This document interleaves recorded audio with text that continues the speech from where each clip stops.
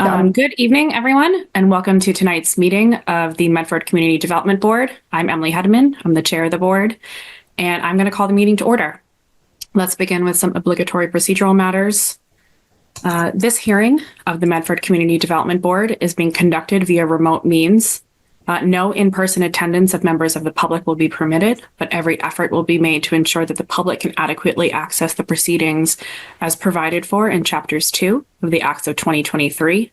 I do understand that we do have a special accommodation at City Hall this evening, so I just wanted to flag that for us as well.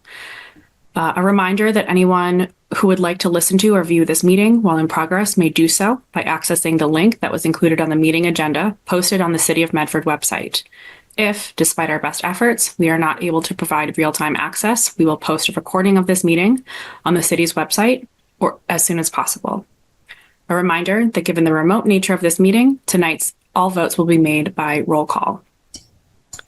And please know that all project materials for all projects before the board can be viewed on the city's website, medfordma.org. The Danielle or Alicia will drop a link in the chat. So it's at medfordma.org. Click current CD board filings. And as I said, the link will also be dropped in the Zoom meeting chat. We're going to start with roll call attendance. Vice Chair Peter Calves.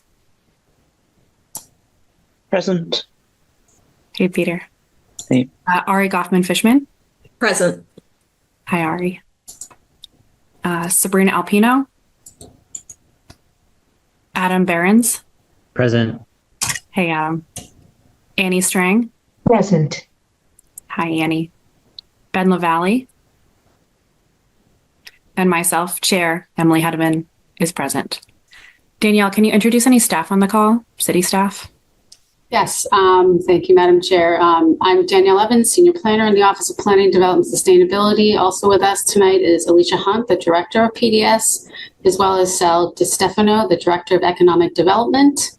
We have Jackie Forcina, who is our head clerk in our office. And I think that is everyone. Great. Nice to have you all here. So the first item on our agenda this evening is an executive session. Pursuant to general laws 30A, section 21A3, we're going to be discussing strategy related to pending litigation known as New York Capital Investment Group, LLC, versus the City of Medford Community Development Board et al.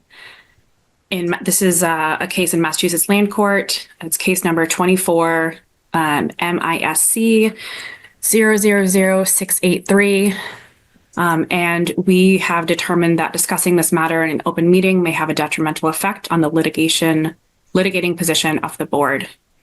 So just to clarify that for the public, we are discussing matters related to litigation from a private party against the Community Development Board. We're going to be going into this executive session, and once we are done with the executive session, we will open up for the rest of the agenda. So during this time, I believe you all will just kind of hold steady in the Zoom meeting. We're going to make every effort to be as efficient as possible and start as close to typical meeting time, but things may run over. And now just a procedural question. Do I need a motion to enter into executive session? Yes. So Yes. someone So can looking for a essentially motion. Sorry. do like a so moved, consistent with your declaration, or they can restate essentially. Okay. I'm just going to do the one that I'm most comfortable with, which is I'm looking for a motion to go into executive session. So moved. Can I have a second? Second. Great. We're going to do a roll call vote. Peter Calves. Aye. Ari Goffman-Fishman. Aye.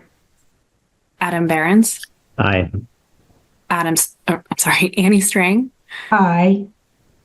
And myself, Emily Hedeman, is also an aye.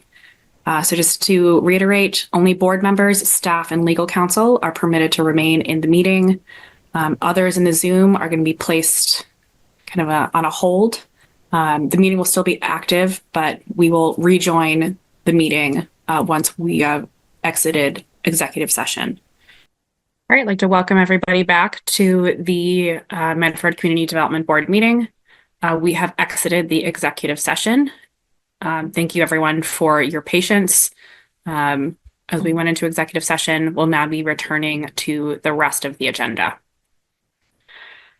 So the first item on our agenda is a non-public hearing, Mary Kenny Way subdivision. It's a request for covenant release, request for time extension to complete a new road, and approval of the security agreement. Can staff please give some background and explain this request? Yes, so Mary Kenny Way is a approved subdivision that's 10 lots off of Winthrop Street over by the high school, right below the subdivision that was just approved a couple of meetings ago. So they are requesting, let me back up a little bit more. Hold on, let me find my notes on this. Yeah, so this approved in 2020 after a remand. And as you know, there needs to be some kind of security agreement or like some kind of surety that if the developer goes belly up, there's something and they have a choice of what to do. It could be a covenant, a bond, a tri-party agreement. They elected to have a covenant. So there's a covenant that all 10 lots are subject to. And while that covenant is in place, they can't sell any of the houses. So now they have the first home that is complete, I believe, and they wish to sell it. And so they are requesting that this this lot, which is 7 Mary Kenny Way, be released from the covenant. We consulted with Ernie Stein, who told us that we need to have some other alternate security in place. Due to the tight time frame, the applicant wasn't able to get a bond in place, so they wired cash instead. So we have a security agreement that was drafted and reviewed by Robin, basically agreeing that this cash payment, which was in the amount of $256,786.62, which is the estimate to complete the work, to finish the road and all of that. And our engineering department reviewed that and agreed it was correct, the correct number. So what you all need to do tonight is we'll hear from the applicant. They'll explain what they've done in their the certificate of approval, what things they've completed, what things they haven't. And the question is if you want to release one of the lots, the one that they're trying to close on tomorrow, or a handful of them, which might save time having to come back each time. I think there's up to 4 lots that they were looking to have released. And then there would still be the covenant. The remaining 6 would still be subject to the covenant, and that would be released at the end. And we would still have this cash security until such time that they decide to want to do something else. If they decide that they want a bond to be the security, then they can swap it out. But we always have to have some kind of security in place once you've lifted or once you've released any lot from the subdivision to comply with the law. So that is the quick summary. Okay. So at the end of this, we would be looking for a motion to release X lots, whether it's 1 or 4, and that's subject to the board. And then agreeing or accepting or approving the security agreement, which is hot off the presses this afternoon, is dropped into your meeting packet. And then also, they're also asking for a time extension on roadway completion. Okay. So I believe that there's 3 votes. I don't know who here would be representing them. Someone, any raised? Whoever's representing the applicant, can you raise your hand? This is for the Mary Kenny Way subdivision. Usually see it's Ed been Champy, right, who- is who we've been emailing with. Yes, but I don't see a raised hand.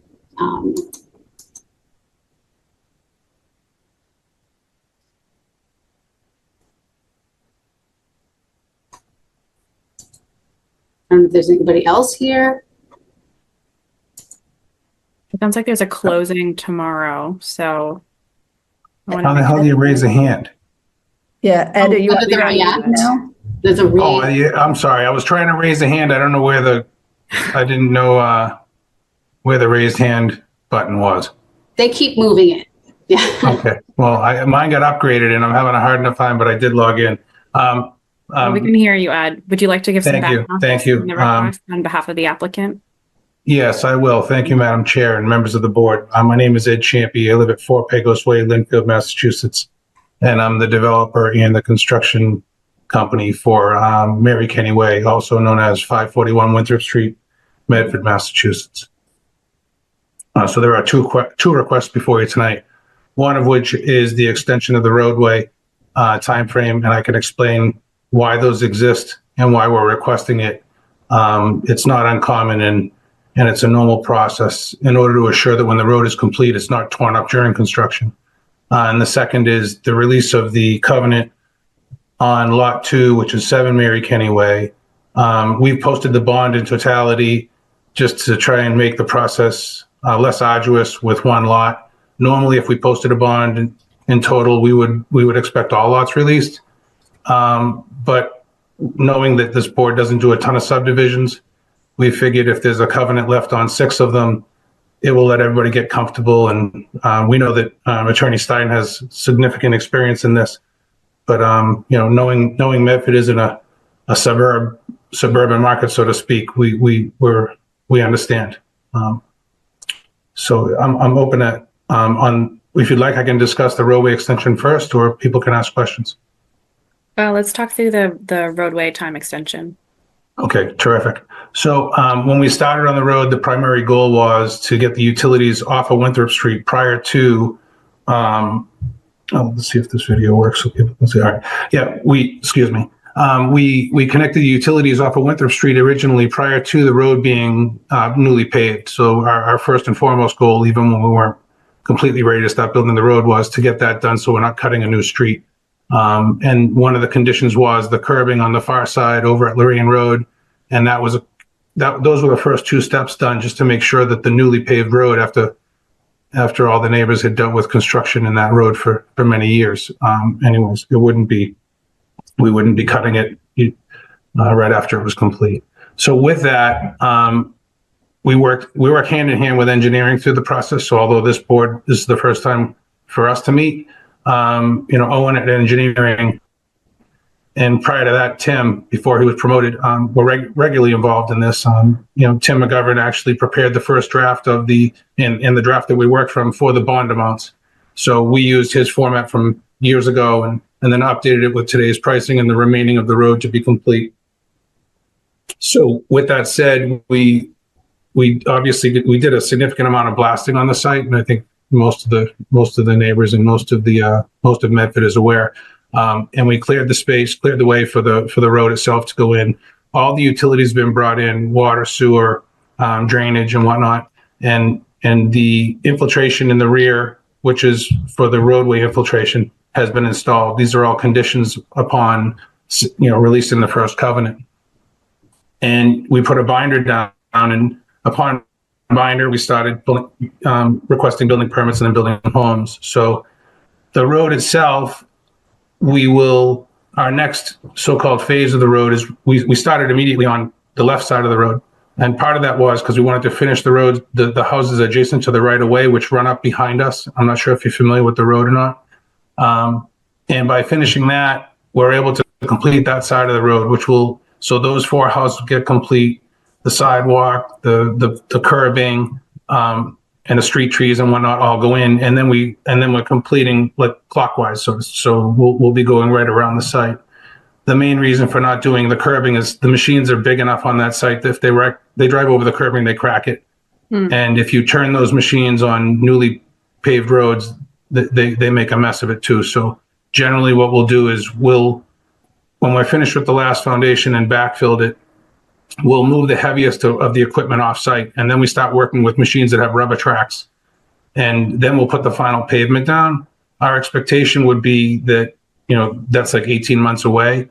And with that, generally before we go to a town to ask them to accept a road, that the newly paved finish coat will go through at least one winter season and two or three seasons. So you'd like it to go through if it can go through a summer, a fall, a winter, and a spring, then the engineers can walk the site and look for small fractures and understand, if all of the testing that we did, paid off, which it has. We've never had a problem yet, and we've done a couple of roads recently. But I've been a part of a dozen subdivisions over time, and I've worked on planning boards to approve them, so I'm familiar with both sides of this. So with that, the general purpose of a timeline on a roadway isn't necessarily that it's supposed to be finished. The idea is that it comes back in front of the board for an update, an extension's requested, and at that time, if it's been a long time, it might be an update in a bond amount, so that there's a timeline and a completion and a bond amount that are all moving forward parallel. So if someone bonds a road 10 years ago, you don't find yourself with an insufficient bond and a developer that goes belly up and residences that are all wondering how come you didn't finish the road. So after that 3 seasons, we'd come to you folks and eventually go to city council to get the road accepted. So what's the current deadline for the road? That's passed since I think it was a while ago. Yeah, so it's probably I think this extension should have been sought right after COVID. Okay. Or during COVID. And we're looking for an 18-month extension starting today, essentially? Yeah, I think I said 2 years, but what 18, either way, coming in and giving an 2 update years. is Yeah, that's fine fine. with us, yeah. Okay, great. Does the board have any questions related to the time extension to complete the new road? Seeing none, okay. And then the other items were the covenant release and the security agreement. Mr. Champy, would you be able to speak to those? Sure. The security agreement is in the form of a cash bond. It's relatively simple. It's one page referring to the plans that are dated. The amount, which is Exhibit A in the security agreement, we've reviewed and scoped that work with engineering, and as Danielle mentioned a minute ago, Owen had confirmed that those amounts were correct. So with a detailed analysis of what needs to be done and completed, and engineering approving it, and then the cash bond with your clerk, that's the surety that you have that if someone buys a home and the road has to be complete, there's enough money to do so. Great. Danielle, I see your hand is raised. Yes, Madam Chair. I just wanted to clarify that the performance or the security agreement you'd be approving tonight is based on is a performance secured by deposit of money. So it's not technically a bond. They wired cash to us today. If you want to sub out this cash deposit with a bond, I think you would have to come back. That's correct. So I don't know if you want to do a switch down the road, if you want to just keep it as is, Well, or I mean, ideally, we prefer not to cash bond projects, but in this case, we knew we were asking. Time was running out, so I would expect that in the next we'll go through the process of getting our bond. We actually told our bonding agent yesterday that he didn't have to stay up for the next couple of nights getting the bond. So I can follow back up with him and find out what the timeline is, but I wouldn't expect us to be back before a month. Okay, so as it is, So- you're fine, but you may come back before us. Right. We would. Yeah. The idea would be is that we prepare the bond that your team has ample time to review it When it's through a surety company, it's it's not as clean as cash. Let everybody get comfortable with it. And then when everybody's comfortable with it, we'll schedule it at the next available meeting rather than schedule a meeting and try and make all the paperwork fit. Yeah, I appreciate that. Do any board members have any questions or comments related to the Mary Kennyway subdivision? I don't. Yeah, I don't. Seems straightforward to me. Yep, seems straightforward, and legal and the planning department have confirmed that all of this is as straightforward as it sounds. So I have no objections to us raising a motion. And just to confirm, are we looking to release the covenant for the one lot, or are we okay with releasing the covenant for 4? Clarifying question, Danielle. Is this technically a public hearing? Do we need to? It's not a public hearing. Okay, just want to make sure Public meeting. because I know a lot of things need to Mhm. open a public comment just in case, even for kind of regulatory moves like this. Good flag, Peter, but it sounds like we're okay. Okay, great.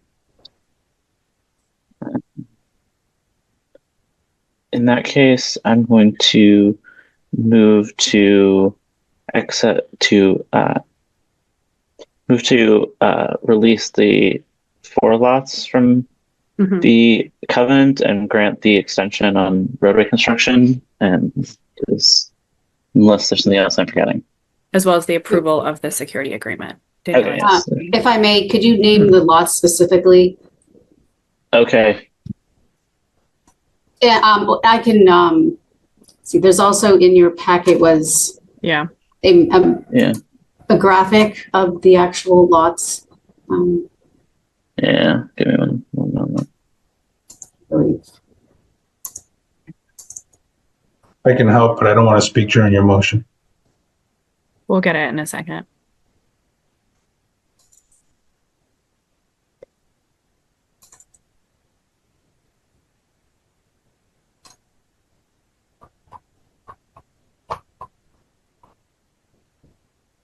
Oh, there.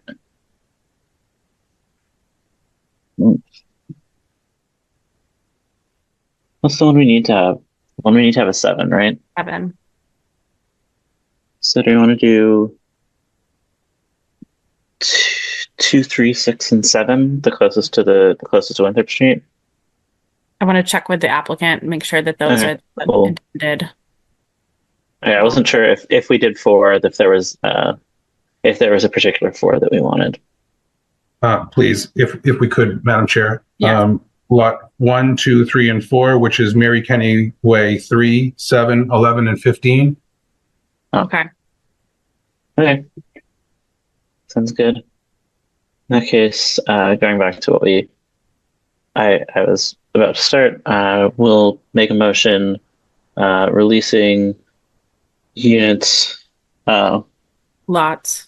lots 1, 2, 3, and 4, addresses 3, 7, 11, and 15, Mary Kenny Way from the covenant, approving the security agreement and granting the extension on the roadway construction. Looking for a second. I'll second that motion. We're going to do a roll call vote. Peter Kolfs, Aye. Ari Goffman-Fishman, Aye. Adam Behrens, Aye. Annie Strang, Aye. and I, Emily Hedeman, am also an aye. Thank you, Mr. Champy, for coming before us. Sounds like we'll see you in a couple months. Yes, Oh, thank I'm you very sorry. much.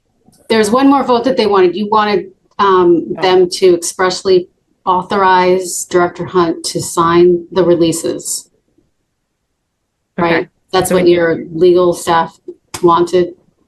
Okay. To avoid all the board members having to physically sign the paper. There will be on the security agreement. It will be an e-signature for 4 of you, and then one will have to be notarized, which our notary will actually travel. I just don't know who's going to be the wet signature amongst you. And through the And- chair, we can discuss Yeah. after the meeting, the logistics of that. They'll have the notary, they'll come to you. I need to Yeah. confirm with Attorney Stein that DocuSign is okay. Yeah, we'll just see who has the prettiest signature and then go from there. Sounds great. Great. So we're looking for, this is a separate motion though, because we've already voted on the first. So looking for Yes. a new motion. Peter, you seem queued up. Okay, I'm already unmuted. Yeah, motion to authorize Director Hunt to sign the paperwork on behalf of the board. Looking for a second. I'll second that motion. Thanks, Annie. We're gonna do a roll call vote. Peter Kalfs, Aye. Ari Goffman-Fishman, Aye. Adam Behrens, Aye. Annie Strang, Aye. and I, Emily Hedeman, am also an aye. Right, now we can say thank you, Mr. Champy. We will, Again, sounds like we'll see thank you all in for your a time. month or so. Yeah, We'll have a see you good soon. evening. Okay, bye-bye. Thanks. Bye. So with that, we're moving on to our next agenda item, which is a continued public hearing for the Salem Street Corridor zoning amendments. So this is a continued public hearing. We last discussed when the public hearing was opened at the January 22nd, 2025 Community Development Board meeting, which was continued to February 5th.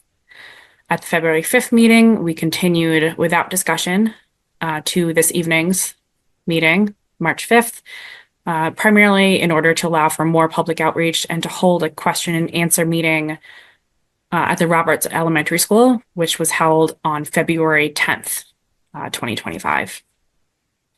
So I'm going to hand it off to the staff, ask if they have any introductory comments. We're then going to pass it on to Innes Associates. And then we will move into board questions and comments, and then we will open the public comment period. I did just receive a question for where the raise hand function is. If you want to get ahead of the line, feel free to raise your hand. I need to reorient myself with where it is. It's under React. React. So if you click on the React button, which is a heart, not the arrow next to React, but the React button itself, you can raise your hand. And I already see some hands going up. If you have questions in terms of technology, please feel free to message Danielle or Alicia, and I'll do my best to redirect you all to them. But for now, we are going to hear some introductory comments from Danielle or Alicia.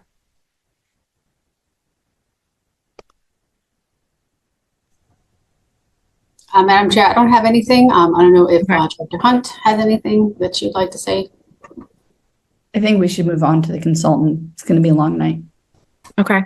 And I read some pretty good recaps of the meeting from some members of the public, and I'm really excited to hear from Innes and Associates in terms of what comments have been incorporated. So we have Emily and Paula. After Good you, evening, please. everyone. Thank you, Madam Chair. My name is Emily Ennis from Ennis Associates, and I will be making tonight's presentation. With your permission, I will share my screen. That would be great. And- Thank you. Thank you. And what we plan to do is give an update for you of what we heard, so of the timeline partially, and then of what we heard at the meeting and the changes that we made in response to what we heard at the meeting, because we have made some changes. So we'll talk a little bit about those components, and then we can also go, if we need to the draft zoning itself. But we have summarized the changes on this slide. So this is a timeline to date, ending up with today, March 5th.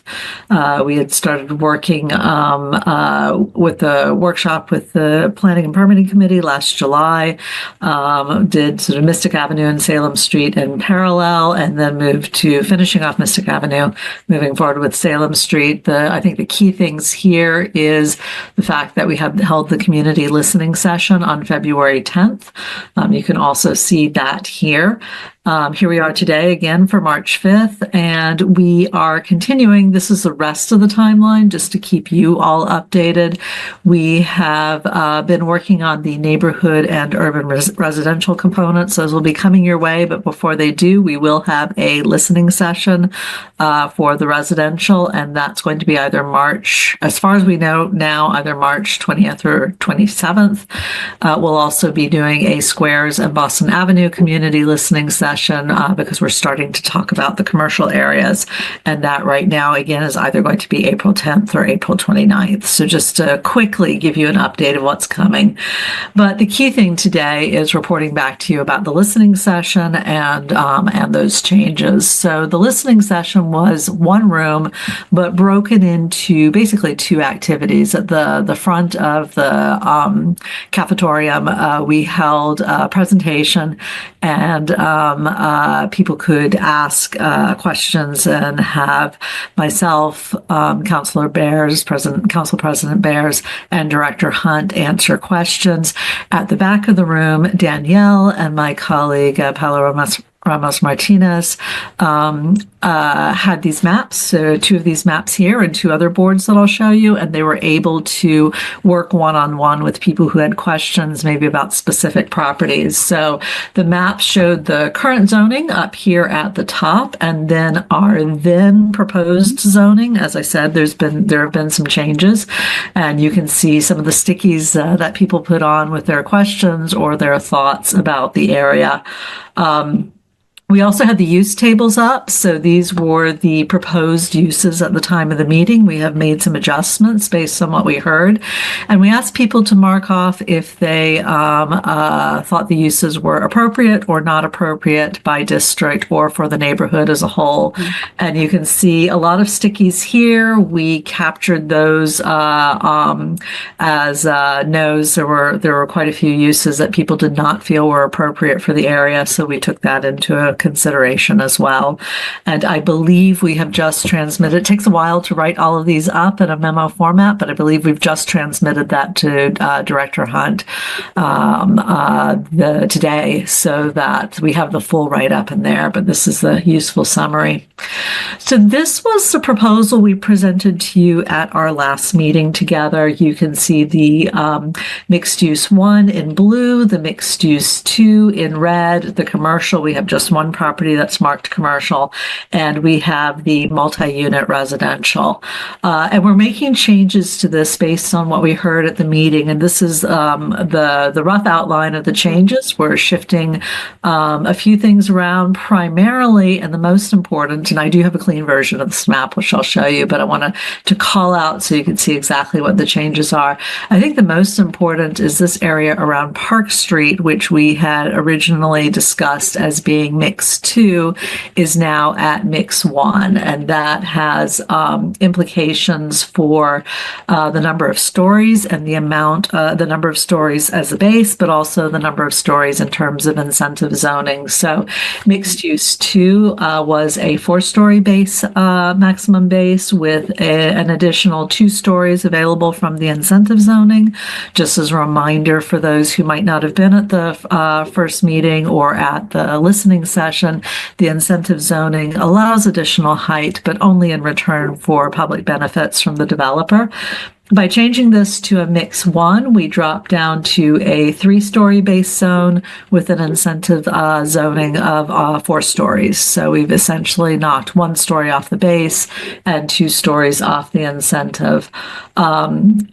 The other things that we did were just sort of rationalize some of the other parcels. We went in throughout this process. We've tried to listen to people and understand, the ground conditions as well as the mapping analyses that we've done. So we've moved some of these, like the parcels here that were targeted as multi-unit residential. Those have actually been moved out of the district at the moment. This is in part in response to the work we've been doing on the neighborhoods and throughout the city, and I'll talk a little bit more about that later. And then we just had a closer look at some things that were going on these parcels here. Moved this one from MX2 into MR, which is the multifamily residential, and moved this multifamily residential into MX2. So the new map looks like this, and you can see it's pretty consistently mixed use 1 up along the corridor itself, with a few parcels behind also being allowed to be mixed use 1. Mixed use 2 is concentrated up at the top, sort of plan northeast, as we call it, with the 1 commercial remaining, and then the MR district remaining here. So that's what the impact of the map changes looks like. Can you go We back to the previous slide real quick? Sure, absolutely. And you want to see here as well. So this is the original. These are calling out the individual changes. Yeah. Okay. And then these are, so we changed a few. These dark blues are a few changing from the multifamily residential to mix 1. In some cases, for example, it's already, there's 1 parcel, just as an example, that already has apartments on it. So it didn't make sense to leave in the MR1. So again, we took a parcel by parcel view of that. So then again, you can see the changes at CMR. So sort of cleaned that up. So that stays the MR there. And then again, the mix 2. Emily, go ahead, Madam Chair, if I may, these changes of so what we are going to do, and this change will appear later, is that the multi-residential that was for 3 to 6 units now goes down to 1 to 3. And that is why, instead of having that transition, we add some more, we add this new from MR to mixed use 1. Those blue parcels that you saw before, which currently are apartment 1. So currently are multi-family in any case. So I just wanted to make that sure. We haven't placed any single family currently parcel that is in single family district to mix 1. These are all apartment 1 that are currently in apartment 1. Okay. Just wanted to clarify that. Thank you, Pamela. So that's the big map change. I think the next thing that happens is the recommendations from city staff. So again, for people who may be joining this for the first time, who haven't known the process, the city council sent a draft to the CD board for their review. At the January 22nd meeting, we presented recommendations from city staff that would change or offer amendments to the original draft. I just want to quickly go over those. Since then, we have another set of recommendations based primarily on what we heard and the implications of what we heard at the public meeting. So I'm going to present those as well. But just as a reminder, the first one is we wanted to clarify the intent of the development incentive bonuses. There was some concern that a developer could stack all of the bonuses on top of each other and achieve a height higher than what is allowed by the zoning. We wanted to clarify that you can only go up to that maximum height. So in the MX1, you get 3 stories. You can only go up 1 more story. In the MX2, you get 4 stories. You can only go up 2 more stories. So just to clarify that you can only go up to that maximum height. I should also say here that the incentive bonus is only allowed for those parcels that directly front onto Salem Street. So if you are a parcel, say in the MX1 or in the MX2 that does not front on Salem Street, the incentive bonus is not achievable. It's not allowable. We added definitions for clinic, hospital, neighborhood medical office, and medical office. The first 2 we pointed to state law. The second one we changed it based on controls that governed the number of square feet, gross floor area, and no more than 5 employees. We've made an additional change since then, which I'll show you. And then medical office obviously is not restricted by those requirements.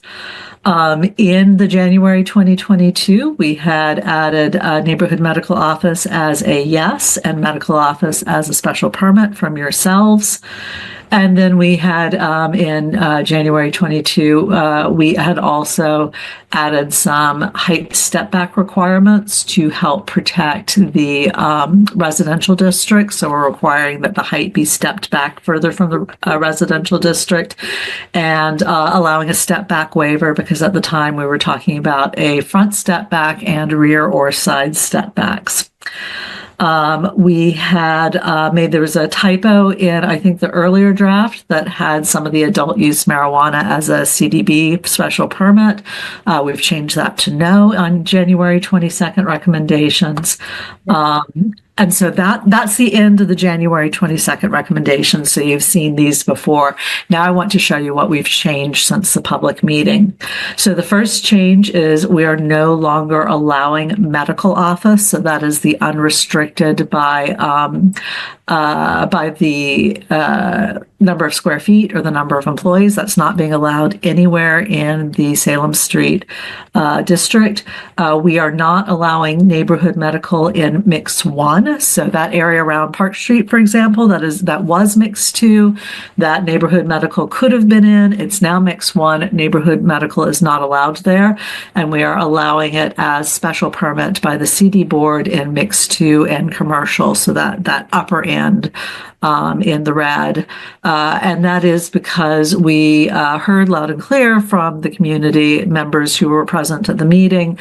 There was a strong voice against having medical, certainly having medical around the school area in the Park Street area, but also some concern about having it at all. We wanted to balance it with people who did express, there were a few that expressed an interest in having some medical in the area, and also where the MX2 district is, where it's got access from parts of the city that don't have to go through Salem Street, allowing that, but allowing that with the restrictions on it, and also the restriction of a special permit. It's important that people be able to access their dentists or physicians, but we wanted to make sure that it was not creating an impact on the neighborhood in terms of traffic and people coming in and out, which is, I think, part of the concern. On the table of use regulations, so the multi-unit residential district, so we have modified this to match for anybody who has who's on this call who's been following the residential discussion. We have a residential district called NR3, which is, as Paula said, it's restricted to 3 dwelling units, although there's a historic conversion in there. What we've done is we've lined up the multi-unit residential subdistrict here to eventually be replaced by NR3. I think the city councilors are well aware that at the end of this process, we're going to have to come back and sort of right size a couple of things. And that's because we're doing it geographically. So what we're trying to do is set up the MR to eventually become the NR3, which is, when we look at the maps, it's fairly close to what's on the ground now. So all of these changes are to make sure that the table of use regulations for the multi-unit residential subdistrict are consistent with the NR3 subdistrict. And at the end of the process, we'll just combine the two. So those are the tweaks. The key is to make sure that it is the primarily residential district that it is now. So we've tried to be very careful about that. The next thing is for MX1, MX2, and commercial, we have some additional use modifications.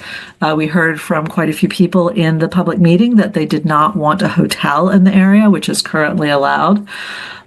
We removed the brewery or tap room for MX1. We think that's much more appropriate where MX2 is now as a use.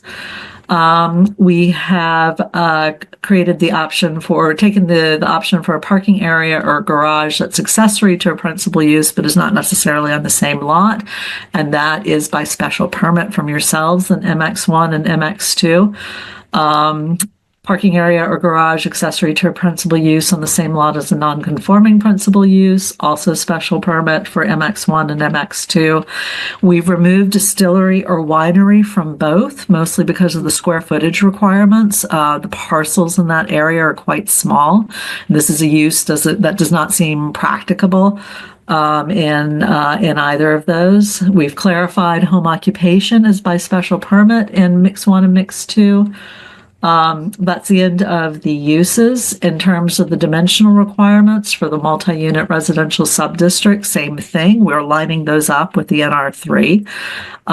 So minimum height 2 stories, maximum height is because they don't have the buildings on Salem Street. They don't have mixed 1 does not have the incentive zoning that multi-unit residential doesn't have the incentive zoning that mixed 1 and mixed 2 do.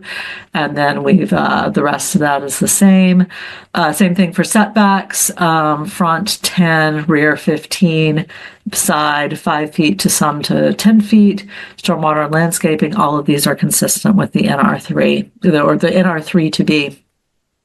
For MX1, MX2, and commercial, we did hear from people that wanted to make sure that the buildings weren't impinging on the adjacent residential districts. So we have deleted the step back requirement for MX1. So that step back from the street. The idea was that the step back above the 3rd floor. So you would start going up straight, and then above the 3rd floor, you'd step it back to go up further. But now MX1 is only 4 floors.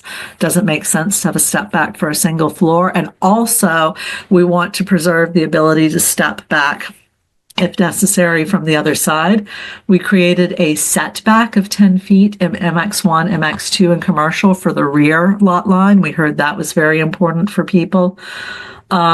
We also reduced the neighborhood residential 3, the subdistrict for the multi-unit residential. We've reduced it down to 1 to 3 units within the area rather than 3 to 6.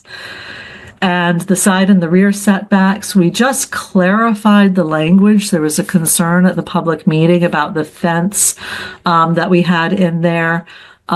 We talked about it. The way the language was structured, it made it look like a fence only required a 5-foot setback as opposed to being halfway through the 10-foot setback. We thought it was just too confusing. So we're requiring that landscape buffer of at least 10 feet wide if a proposed development is adjacent to existing lot with a residential use of fewer than 5 units.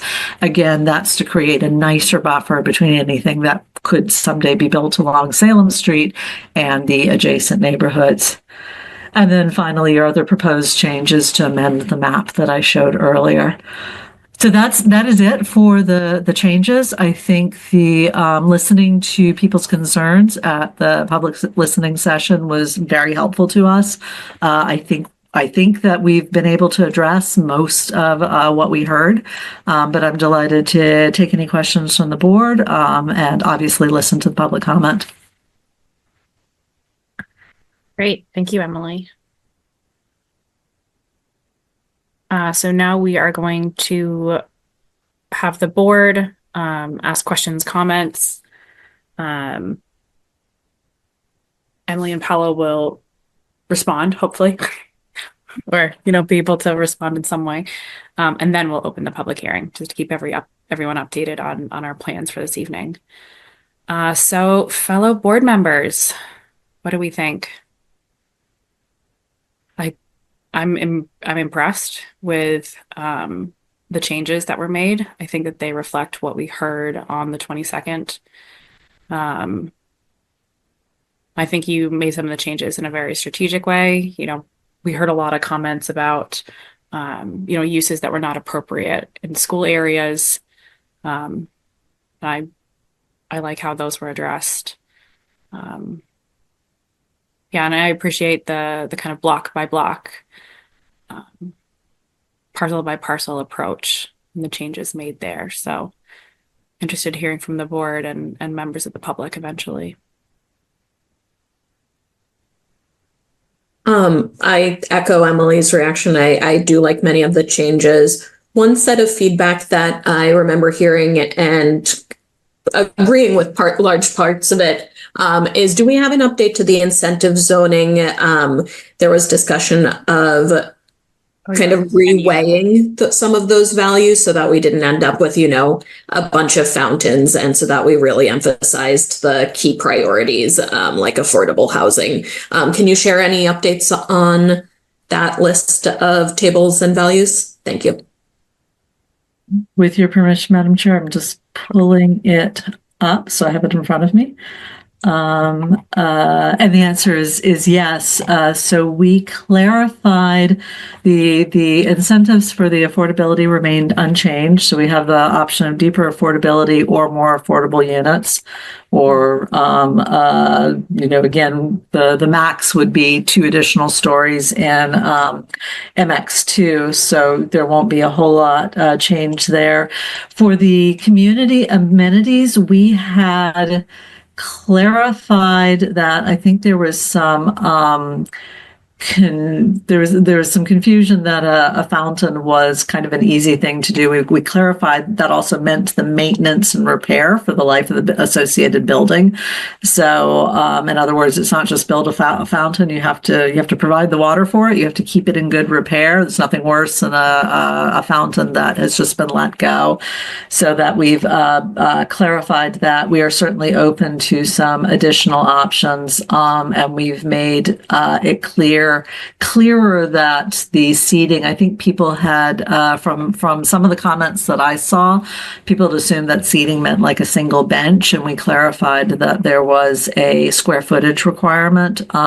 We did have, I think, one person talk about making that an even larger requirement. We're happy to look at that more if we get more feedback on that, but we were really focused on the uses and the map changes as being the biggest things we wanted to make sure we got done. And Ari, as part of our recommendation, we may be able to recommend kind of further analysis of that menu coming out of this meeting. Great. I think I will probably ask for that near the end. Yeah. But thank you. Peter, Adam, Annie. I would also like to kind of echo what Emily and Ari said. I think this really does reflect what we saw on the 22nd and the concerns there. Particularly, I appreciate it. I remember hearing a lot about the area on Park Street and how people were concerned that was kind of going too dense, and particularly around the uses that were allowable in the mix too.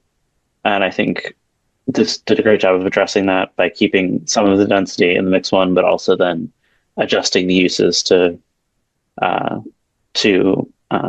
adjust what would be allowable there. So thank you. I'm looking through my notes from last meeting. Jane, a member of the public, brought up, a bunch of different uses: breweries, methadone clinics, wine, liquor store, rehabilitation clinics. I feel like those have been addressed. I like what you guys are doing with the parking garages. That might help with some of the parking concerns that people like Ralph brought up.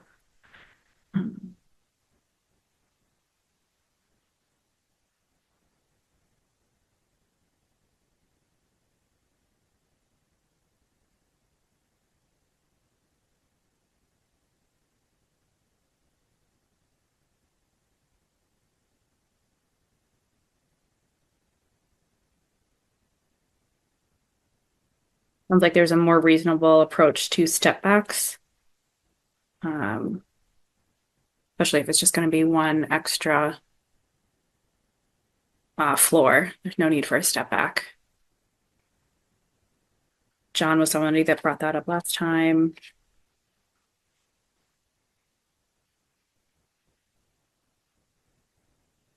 All right. There's just a couple comments that stood out to me from last time. If we don't have any further comments or questions from the board, I would love to open it up to the public.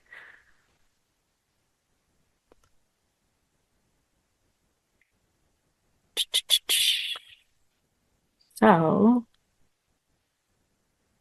I'm now going to open the public comment period. Those who wish to provide comments can use the raise hand function. And as mentioned earlier, if you're in Zoom, there is a react button. Click right on it and you should be able to raise your hand. If you're having technical difficulties, please message Danielle or Alicia in the chat. You can also send an email to ocd@medford-ma.gov. Before providing your comments, please state your name and address for the record. A reminder to all meeting participants, please refrain from using the chat function to message any comments to city staff or board members, as that's not part of the public record. However, if you do have audio or technical difficulties, you can message staff for assistance. So no comments about the topic via chat, but questions about Zoom or other technical issues, feel free to send those through chat to Alicia and Danielle. As with before, we're going to give each participant 2 minutes to speak. Each participant will have one opportunity to speak. I do also want to say that any emails that are sent in to the Community Development Board are shared with the board in advance. We review all of those, and if you feel that you're not able to convey your full comment in the 2 minutes provided, please email us. We review every note and really appreciate the effort and the consistency that we've seen from the community to make sure that we get this right. What's coming out of this meeting from the Community Development Board is recommendations for the City Council.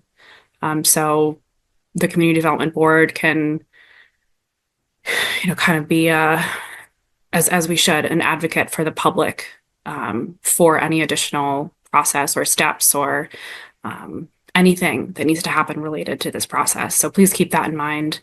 We're going to do our best to advocate and create conditions that drive action. But if you have specific actions that you would like to see, please make sure to call those out. It's very easy to say what you don't want. Sometimes it's hard to vocalize what you do want, but that's the most valuable input for us right now, what you do want. Alicia is going to manage the public comment queue. Alicia, I know we've received some comments. Did you want to offer a high-level summary of those?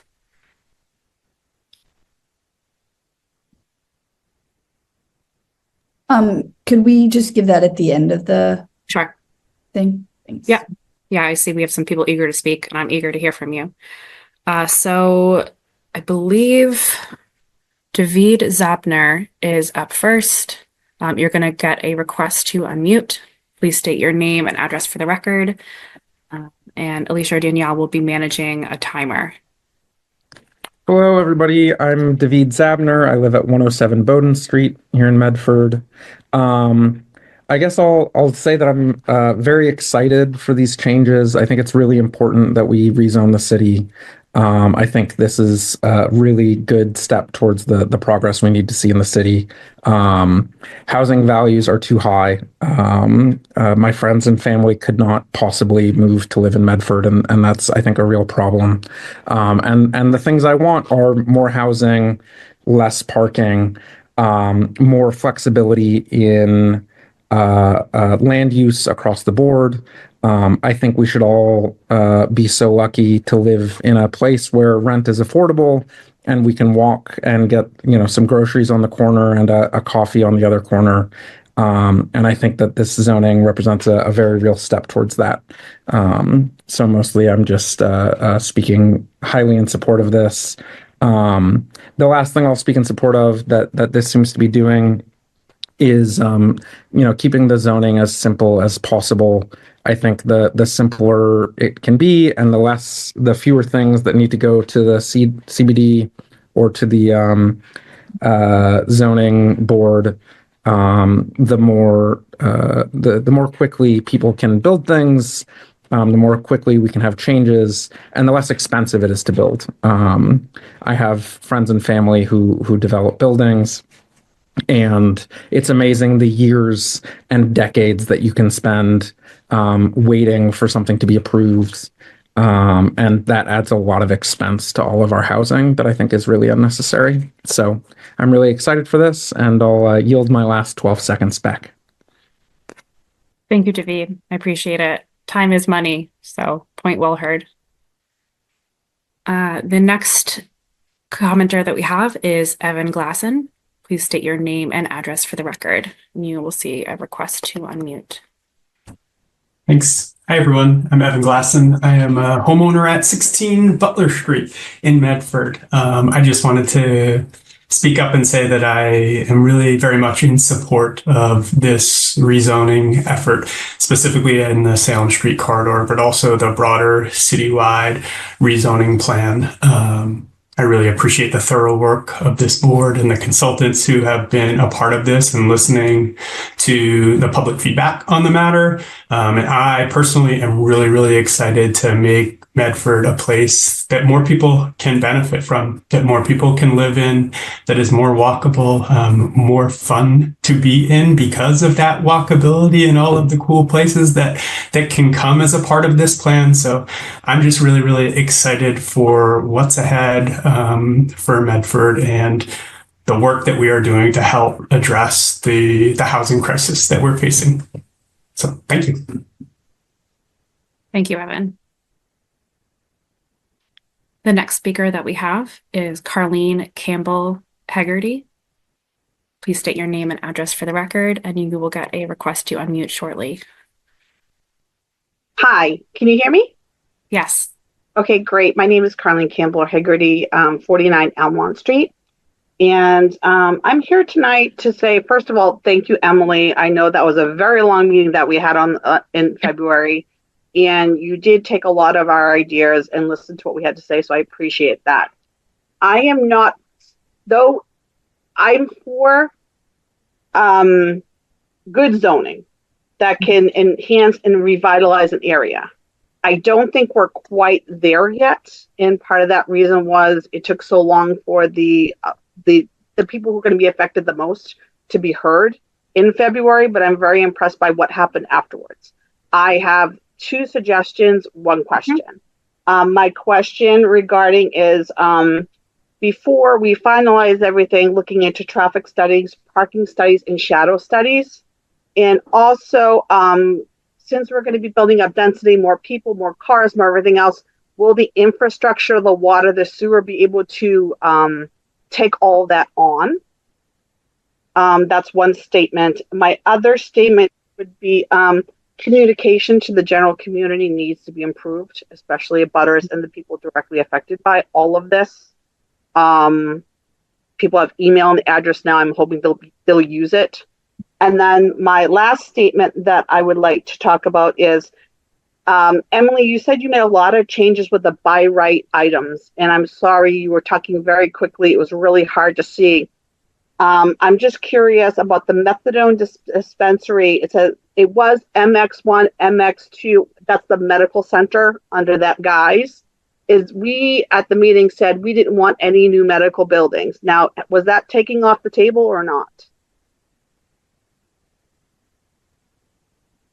Did you have With your any other questions? permission? Did you have Yeah. any other questions, Carleen? Just because your time is up, but I think that is a very valid question for us to respond to. I have just 2 very quick questions. I will talk this really fast. In the remaining ones that you didn't touch on, like the research and testing lab, the dormitory, the shelters, the exempt architecture, is that still in the list? Because it only looked like things you had changed, not everything that was previously in that people asked to be removed. So that's sort of my nutshell question, and I really need answers on those, please. Great. So we're going to conclude your time for public comment, but I am going to pass it over to Emily Innes to respond. Thank you. Thank you, Carleen. With your permission, Madam Chair, I'm happy to respond. I'm just going to briefly share the table of uses. And it looks like there may be one that we thought we had caught, but we didn't. So I'm glad you brought it up. So this is the table of uses. This is the actual draft zoning itself. MR1, MX1, MX2, commercial. This PC is the parking requirements. We have not changed those from the existing city parking requirements. And the LC is the loading requirements. It's primarily commercial or multiple development. So I think what has not been changed, I'm glad you called that out, and I'm just going to highlight it for Paula's and my purposes. And for the CD board's recommendation is dormitory, fraternity, or sorority house. I think we both thought we'd taken it out of mix one. It's still in there, but we should have that. Lodging or boarding house is special permit. Senior housing facility, special permit. I don't believe those have changed. Pally, you can correct me if I'm wrong. I don't believe those have changed from existing zoning. And the other ones you had asked about, I apologize for making people dizzy. I'm searching for the highlighted ones, which are the ones that we had changed.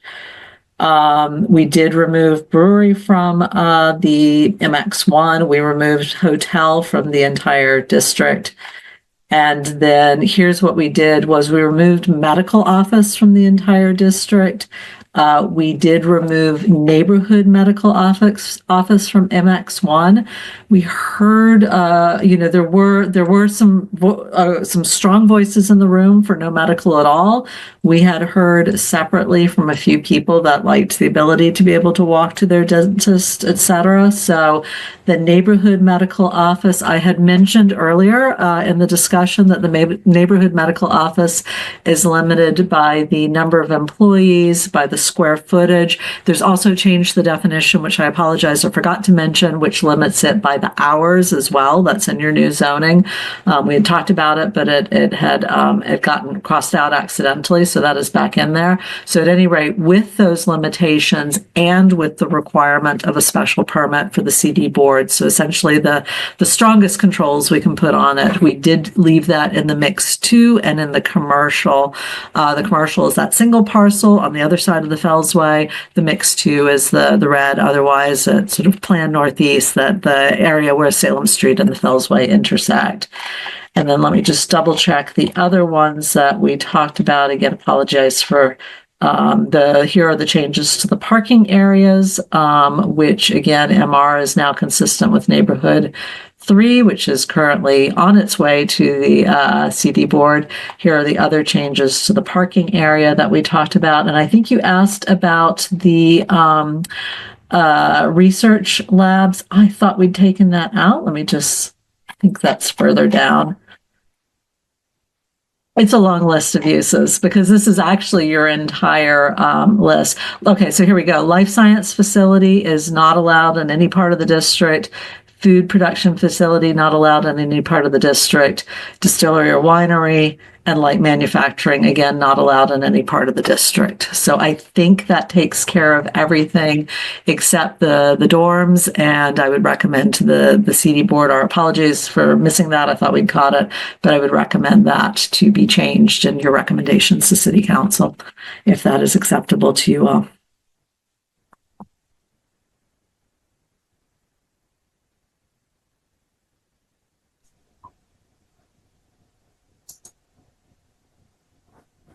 I just want to state, Emily has just fallen off. She lost her internet connection. She just texted me. She is moving to a different location at her home where she can pick up the Wi-Fi. She asked that if Peter could sub in and chair until she gets back online. We do still have a quorum. Sure. I want to state that for record. Sure. Okay. I think the next person up is the name is just Navarre, and you should be getting a notification to unmute, and then if you could please state your name and address for the record. Thank you.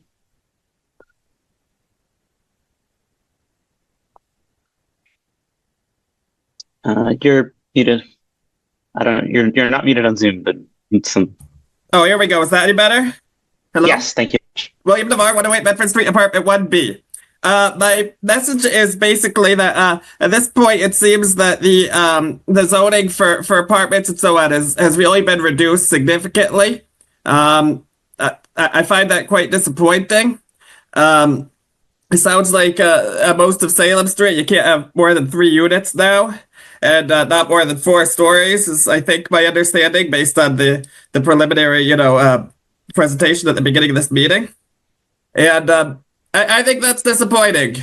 I've been attending this process through the entire thing. I thought that, we were at a good level of increasing the density and the proximity, the number of people we could have in our neighborhoods, the amount of housing we could have to really make sure people can find an apartment to contribute to that 222,000 unit shortage that the state government has found that we have. And it looks like we're moving in the direction with some of these changes of not achieving that goal. And I'll continue to stay engaged with the process and see what happens. But I do find that disappointing. So if there's any way that some of that density that the consultants proposed originally could be restored, I'd really be excited to see that. Both here and as we go forward throughout the citywide zoning process, I really hope we make sure that we're not compromising too much on that being one of our goals. Thanks a lot.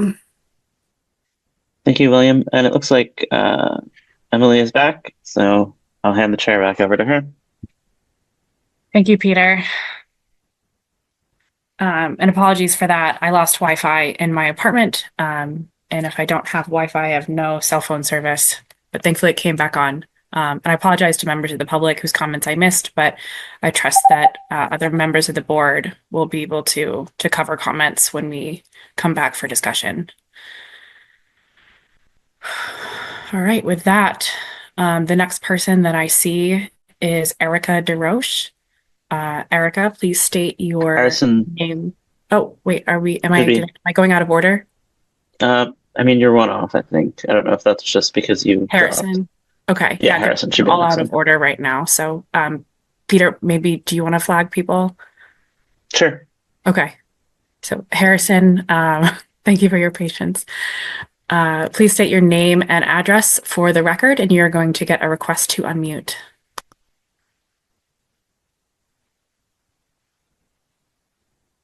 I can't hear you, Harrison. We haven't started the timer, though, so we'll make sure we can hear you before we get going. I can hear you now, I think. Great. Yes. Harrison Green, 2 Ronald Road in Medford. I'm excited for this process in general. I do definitely regret not getting involved earlier. While not a resident of the Salem Street corridor, I am looking for Medford to develop more housing units to address the housing shortage. So echoing the previous speaker, that the reduction is disappointing for me as well. And I'm looking to get more involved when in future zoning and to accelerate the zoning as it moves into especially the neighborhood that affects me the most in West Medford, to add the density here that we need so much. Thank you.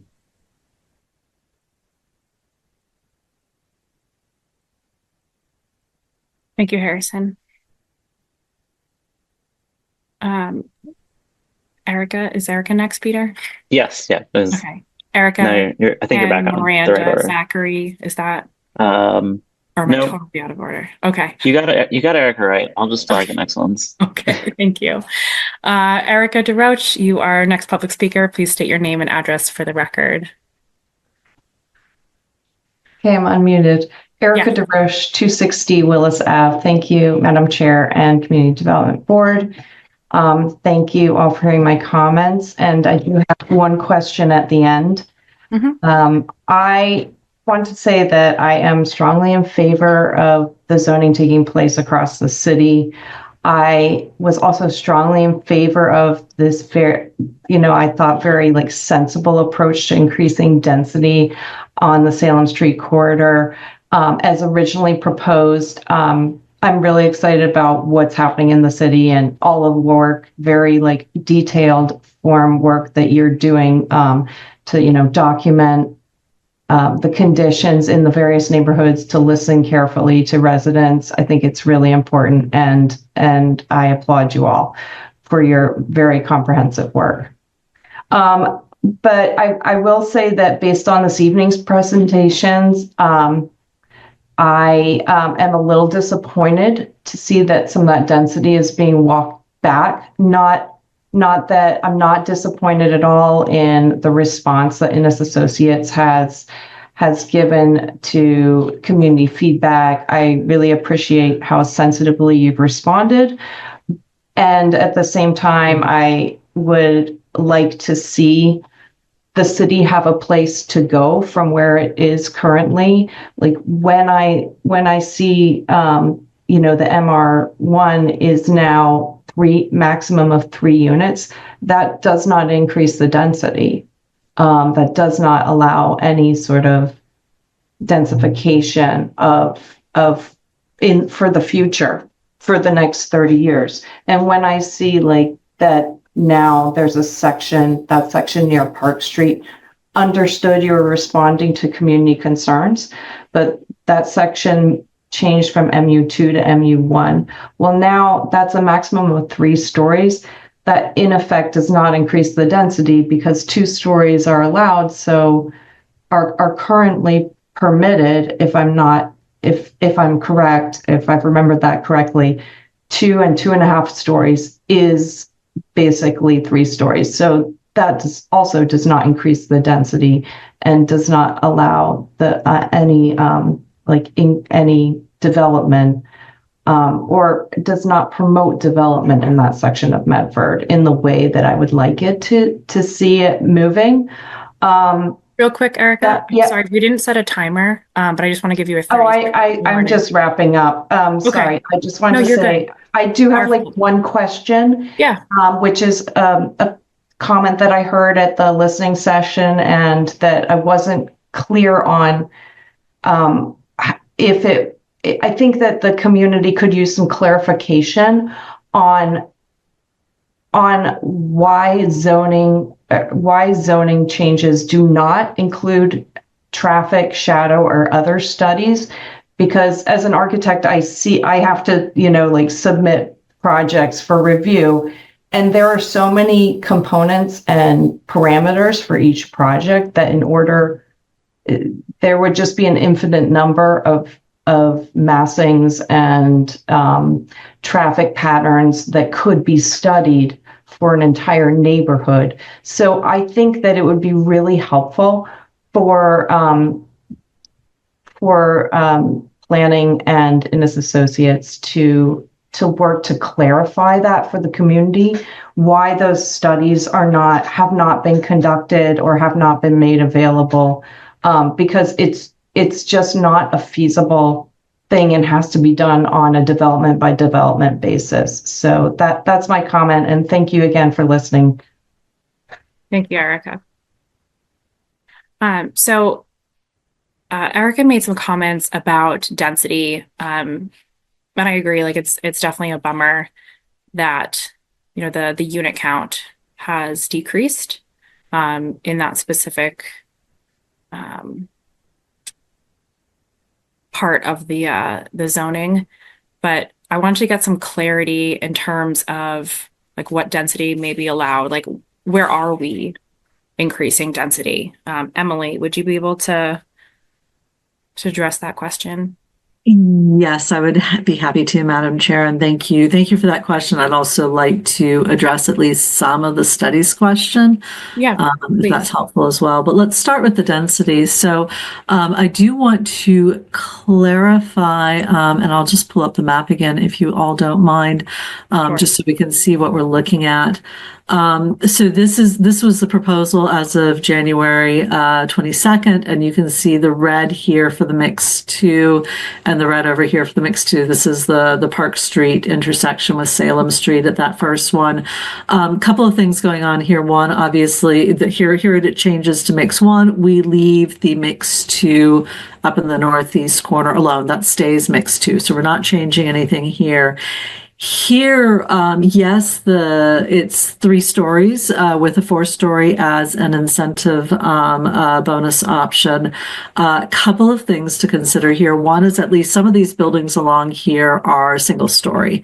So where it might not be attractive to redevelop from a single story to a 2-story, a single story to a 3-story, or a 3.5 with the incentive. And I'll tell you in a minute why I'm not saying 4 necessarily. That might be more attractive attractive for somebody to redevelop over time. The reason I'm not saying 4 is we've actually started to do some test diagrams. We're kind of not happy with where they are, which is why you're not seeing them. I mean, I'm happy with the quality of it. I'm not happy that it's showing what, or it's coming to the result that I think we want to be able to show. And part of that is your parking regulations are acting as a significant deterrent to development here, so that on some of these parcels, you'll see if it lets me zoom in. Will it let me zoom in? Yes, it will. You'll see that the parcels along Salem Street, because of the way the street curves, are irregular in shape. Many of them. You've got some of these with these narrow openings and the longer depths. You've got some that are quite shallow. They are very difficult to park under your current regulations. So while we can get on the sites that we've tested, we can get to 3, but only a few of them can we get to 4. So I just want to keep that in mind, that although I know it's a disappointment for some people to drop from 6 stories to 4 stories, in fact, it's not easy to achieve. It's not easy to achieve 4 stories here. We have not tried to do a 6-story, but I think you would end up with a good portion of the lots being parking rather than building. So I think if you're thinking of development along the street, you're going to want more building along the street and less parking. We certainly don't want empty parking lots along the street. So I think that's part of the balance as well. It's listening to the community, and then it's doing those tests.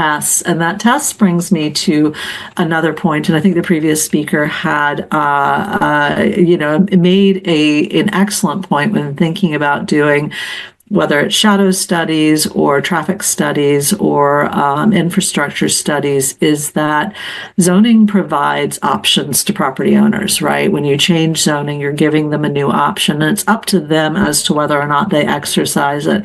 We have done build-out studies in the past before that show what would happen if every single parcel changed to the maximum available development, and it's not realistic. And to come forward and say that every parcel would change to that maximum and then build your studies on top of it, and then have a policy of investing based on those studies, knowing that the likelihood is that most of those parcels won't change as expected, I think that that's an unrealistic exercise to put the city through.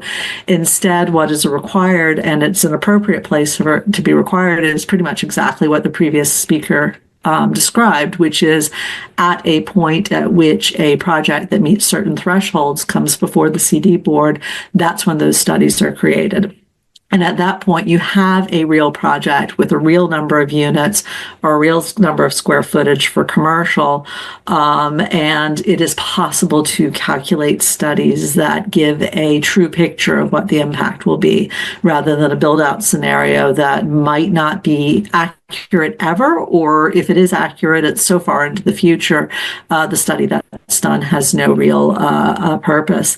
And the other thing I do want to say is I know there's some frustration from some of the people who have spoken about not getting as much density as hoped, but there's one thing that I think is critically important, and we've talked a lot about residential uses, but not so much about the business uses.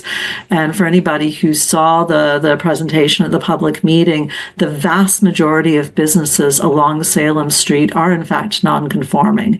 And one of the big changes this would make is to allow most of those to become conforming.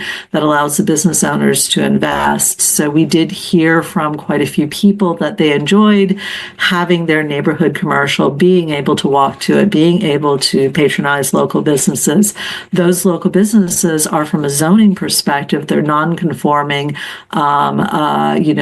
They had been pre-existing before the zoning came in, and what we're trying to do is to help them out, help them continue by allowing them, in many cases, as of right. Not all of them, but in many cases. So I think that's an important thing that we haven't talked about in terms of the zoning. And with that, Madam Chair, I'll yield the rest of this time. Great. Thank you, Emily.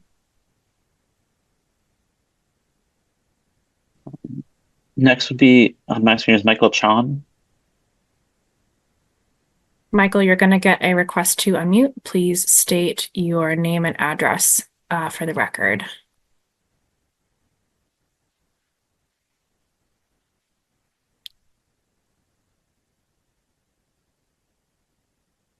Hi, my name is Michael Chan. Address is 168 Willis Avenue. I would like to echo actually I just found out my neighbor down the street, Erica's request to do a traffic report on this area. I'm hearing a lot of the kind of, well, before I get into it, highly support everything that's been done here. It sounds very thoughtful. I love the idea that there's the goal here is to make it a much more welcoming and walkable and community unifying area. And I'm hearing a lot of ideas and dreams of this area being somewhere where like businesses and neighborhoods are kind of connected together through walkability. I am curious though, given that there was a Medford resident who was killed on the western end of Salem Street, how much of this road will actually be incorporating traffic calming measures, especially as a bicycle commuter. I do go through Salem Street every so often. I only go every so often because it is a very busy, tight road with a lot of large vehicles, in part because there are no other byways of connecting that rotary to the area around Target. And so, yeah, I think there is a lot of components in what would create I think there would be an effort to make this a street that is not becoming a highway for cars because of reducing the density of homes, making the parking requirements such that You can finish. My time is up, but yes. Yeah. So, I understand that it's a very complex problem, but I'd like to really highlight the need for making sure that this effort to develop this area is not undermined by the fact that there is traffic cutting right through the center of this corridor. Thank you, Michael. I appreciate your comments. And just to clarify, the zoning that we're looking at is really only regulating private land. So things like roads would not fall under the jurisdiction of this zoning change. Emily and Paula, I don't know if you have anything to add to that. I would, sorry, go ahead. I just want to confirm that my understanding is correct and kind of reiterate it for the public. Yes, that is correct. Because this is a strictly zoning study, this is traffic calming measures are not part of that. Yeah. The just to clarify for people who aren't familiar, the city's right of way, which would include the sidewalks and the street, does not fall under zoning. Zoning, as you said earlier, Madam Chair, covers the private market. Mm-hmm. And in some limited cases, the non-municipal land. Okay, great. Okay, Peter, who do we have next? Next on my screen is Zachary Chertok. And Emily, just let me know if at any point you've realigned to the order. So I am not aligned at all. It's okay, gotcha. Very, very, yeah. Zoom's going to be getting a user feature request pretty soon. Gotcha. Okay. Hey Zach, you're going to be getting a request to unmute. Please state your name and address for the record. Zachary Chertok, 5 Almond Street, and I totally sympathize with the Zoom thing. I have to deal with it every day. Speaking as somebody who truly lives in this corridor and whose building is actually right in the middle of it geographically, first, I do appreciate the lower density changes made to the Park Street intersection and some of the scale back and height restrictions. It's a good show of active listening. Second, I'll reiterate, as I always have, that zoning conformity is generally a good thing and taking steps towards it is a good thing. So the overall concept, fine. But flipping the script, I do remain in demand of the proper existing condition studies. We're not talking about build out studies. We're talking about the existing conditions of the neighborhood. And as codified by the ASCE and American Planning Association, as somebody trained as an engineer, they specifically call for a list of existing condition studies that go into everything in planning efforts, including land use. This community has repeatedly asked for those and has been denied them. So we're not talking about hypotheticals. We're talking about the conditions now to inform what is and what could be. And consequently, without those, this process is still incongruous because we don't have a bellwether to truly measure what the possibilities are. It's like opening Pandora's box. I'd also like to restate my concerns about the density buildup on the border with Malden, which I've raised multiple times. Creating a zoning imbalance is a recipe for future disasters incongruous with the neighboring city. And while I echo many of the other community members on issues of affordable housing, Medford is not an island and can't address that issue by itself. Speculative measures in the market right now are the leading variable in housing stock that continues to push the target for housing unit needs in the greater Boston area, even as more housing gets built. Every year, that number goes up. Consequently, as noted by Council President Bears at my own questioning during the last planning and permitting session, it's going to take a multi-factor and regional approach to solving that issue. Zoning by itself will not do it, so we have to make sure we're incongruous with the neighborhood. As noted in the last planning board session before the city council, I also question the lack of addressing the density valley between individual quarters that are being rezoned, and to date, that issue still hasn't sufficiently been addressed. The densest area in Medford here without transit access continues to be squeezed to be more dense, planning on a section by section basis without presenting in the context of the wider urban fabric. At that planning and permitting meeting, that was the first time I had seen a unified map, and it clearly showed that density was being added in the most dense sections while not being sufficiently increased around transit nodes. Zach, my apologies. We didn't start a timer. No, that's all right. This is literally the last. This is the last bullet. Sure. That it's just not being done around the transit nodes in direct access. So in terms of transit-oriented housing, despite promises of the city council and the intent of this, that's not being accomplished here. That's it. Thank you for your thoughtful comment, Zachary. And you've shown up to a lot of these, so I appreciate your continued advocacy for yourself and your neighbors in the community. Next on the list is Penny Taylor. Penny, you're going to get a request to unmute. Please state your name and address for the record. Great, thank you. Penny Taylor, 29 Martin Street. I'm thrilled the zoning process is happening, and I've already written in favor of ensuring robust housing opportunities throughout to be sure that we use every tool in the box. I am deeply concerned and actually still shaking with disbelief by and ask you to reject the new proposed changes to change any multi-unit residential from 3 to 6 units to only 1 to 3 units. This does not match our needs, values, nor jibe with all the other work the city is doing to encourage affordable housing development and utilize incentives.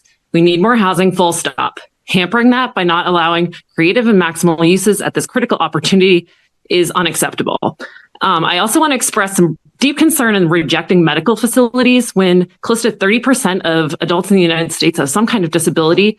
Barriers to accessing housing and medical services should be taken down, not built in. And I'm so disappointed to see a solid yes to banks and no to medical offices. I don't think that's a neighborhood that any of us really want to live in. I also just am going to put in a pitch that we all need to seriously take the call to move away from fossil fuels in the very near future. So I'd love if we can plan a city for people instead of cars. Thank you. Thank you, Penny. The next person on the list is Cheryl R. Cheryl R., you're going to get a request to unmute. Please state your name and address for the record. Hi, I'm Cheryl Rodriguez, 281 Park Street. So I live on the corridor. These changes that we're seeing tonight show that there was a complete lack of planning and studies involved in writing the zoning in the first place. If residents had it alerted and educated themselves, then this would have passed easily with the initial zoning voted to you. The neighbors would have only found out when the first projects went up. We have still done none of the studies called for in the comprehensive plan that Ennis helped write. These zoning changes are reactive rather than informed. Zoning should not be based on opinion and what people tell you that they like, especially from those who will not be impacted, as the majority of those speaking in favor are not from this area. We have no real definition for high frequency transit that allows 0.8 parking spaces And the parking minimums are set to be reduced in May and was actually mentioned by Emily as a factor that is limiting this density. So the neighborhood will be severely impacted if parking levels are lowered along with this zoning. And coupled with the neighborhood zoning that places us in the densest neighborhood zone in the city of 3 units on 3K lots will have a significant and immense impact on our area.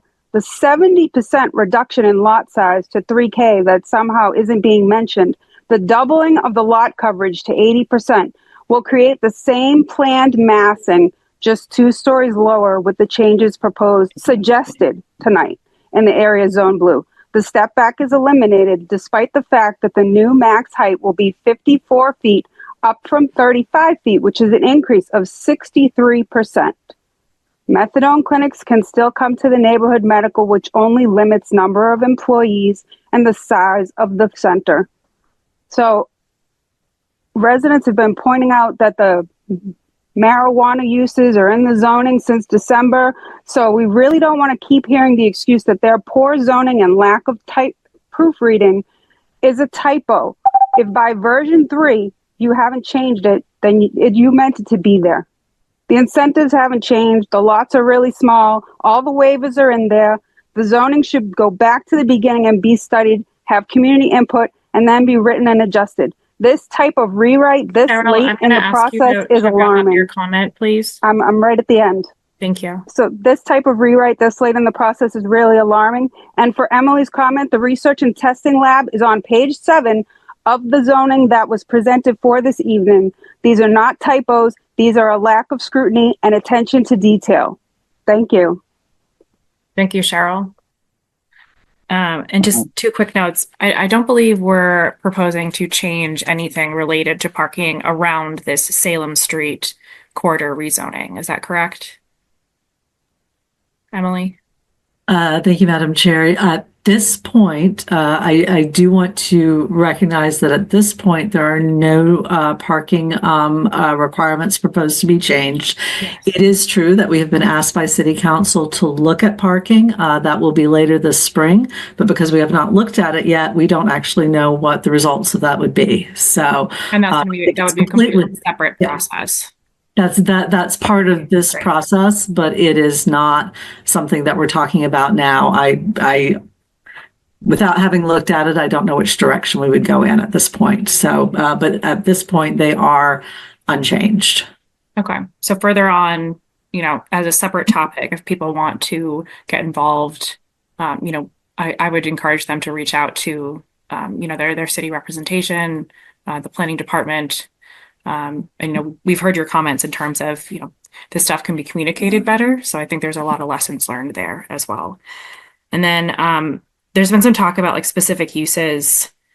I understood that, specific uses like methadone clinics could not be specifically discriminated might not be the right word, but those could not specifically be called out as disallowed uses.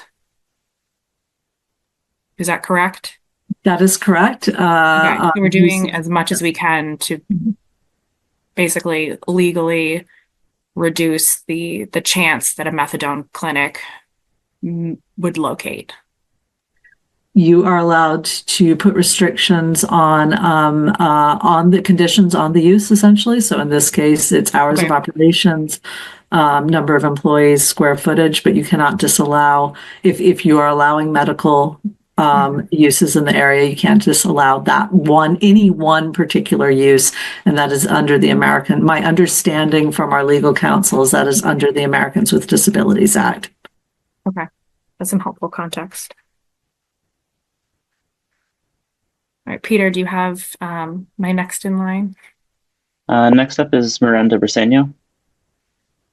Hi, Miranda. You're going to get a request to unmute shortly. Please state your name and address for the record. Hi, can you hear me?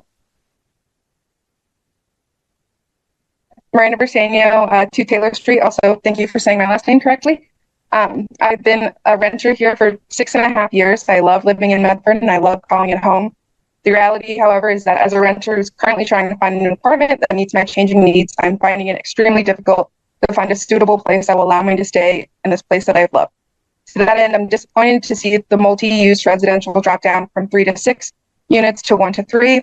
If we want Medford to be affordable and people to stay in Medford, we need to allow more housing to be built and implement other measures to ensure that rental and home prices stay affordable. This also includes, whether through zoning or another mechanism, removing parking requirements and minimums and supporting transit, pedestrian, and cyclist infrastructure. Additionally, limiting only specific business uses limits the city's ability to generate more tax revenue, particularly with relation to dispensaries and hotels. I recognize that the siting of a dispensary is limited by the location of schools and other things, but dispensaries have unequivocally generated immense revenue for the Commonwealth and for the communities that have worked with cannabis companies to allow for their existence. While they may not be appropriate on Salem Street, I implore this board and residents in the future to consider this as an important benefit of allowing more businesses to be allowed. If we are truly committed to climate resiliency on all fronts, one of those is creating truly mixed-use areas where people can go to the grocery store, eat a meal with their friends, go to the doctor, or receive substance abuse disorder treatment. When we force these uses to be so far away from each other, we are forcing our neighbors to rely on cars, or if they have no access to a car, to simply go without access to necessary destinations, which will be detrimental and fatal.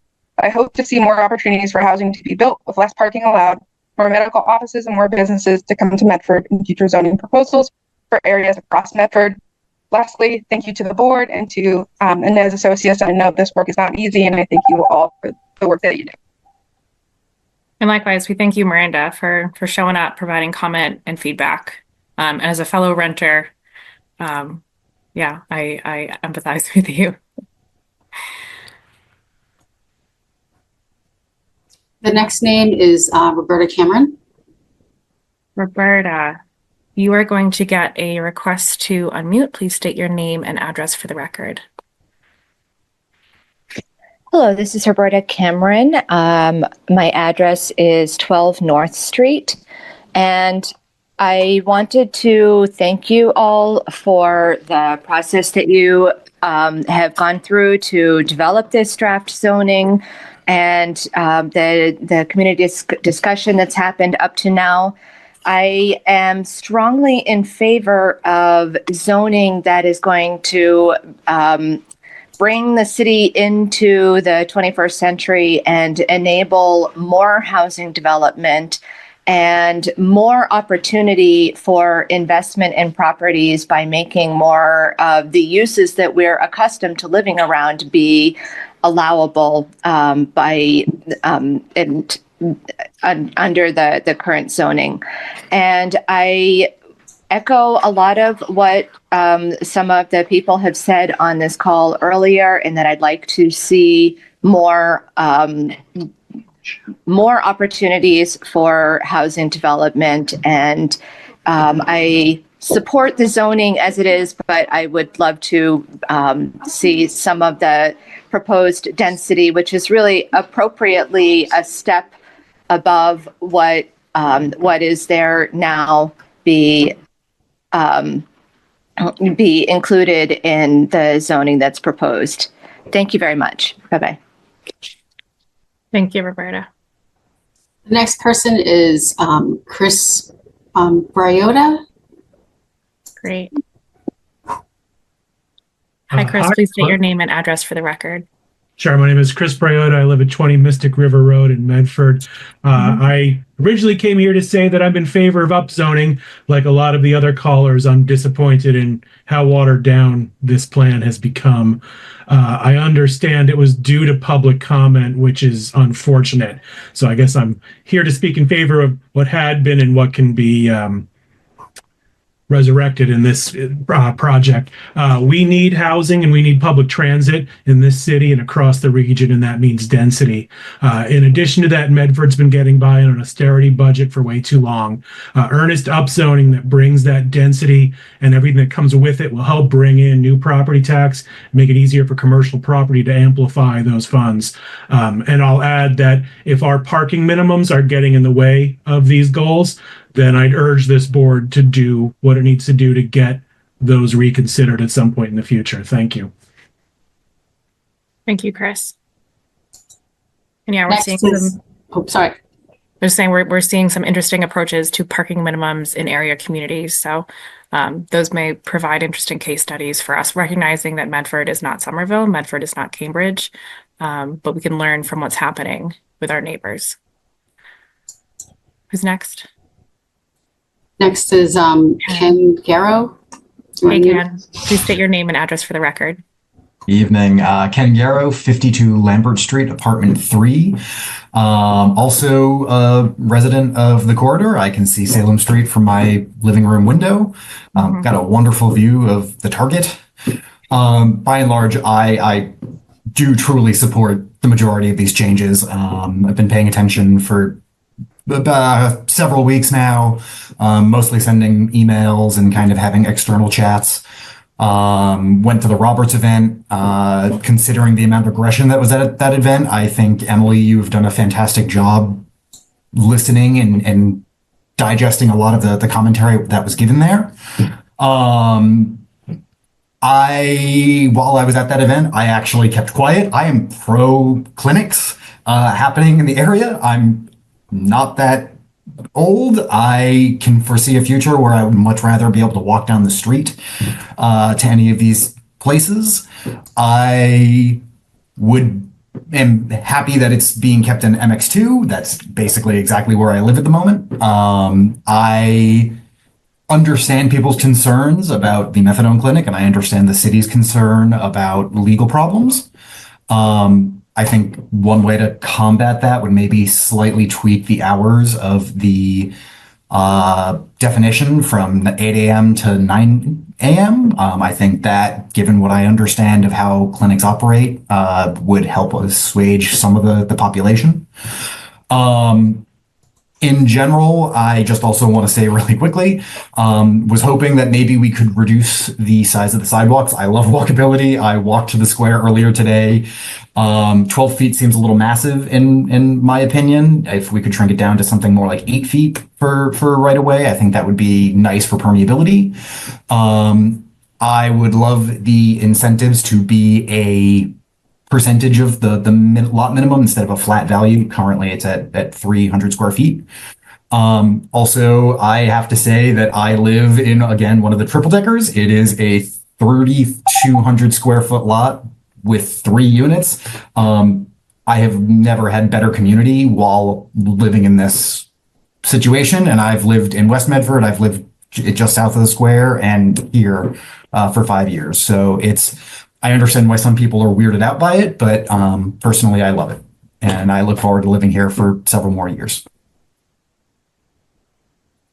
Thanks, Ken. And thanks for sharing your lived experience in terms of the lot size and the units. I think that's helpful context. You know, we all see triple deckers all throughout the area.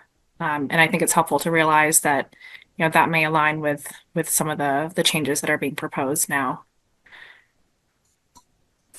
Next is Caitlin. Hi, Caitlin. Please state your name and address for the record. Hi, I'm Caitlin Robinson at 31 Everett Street.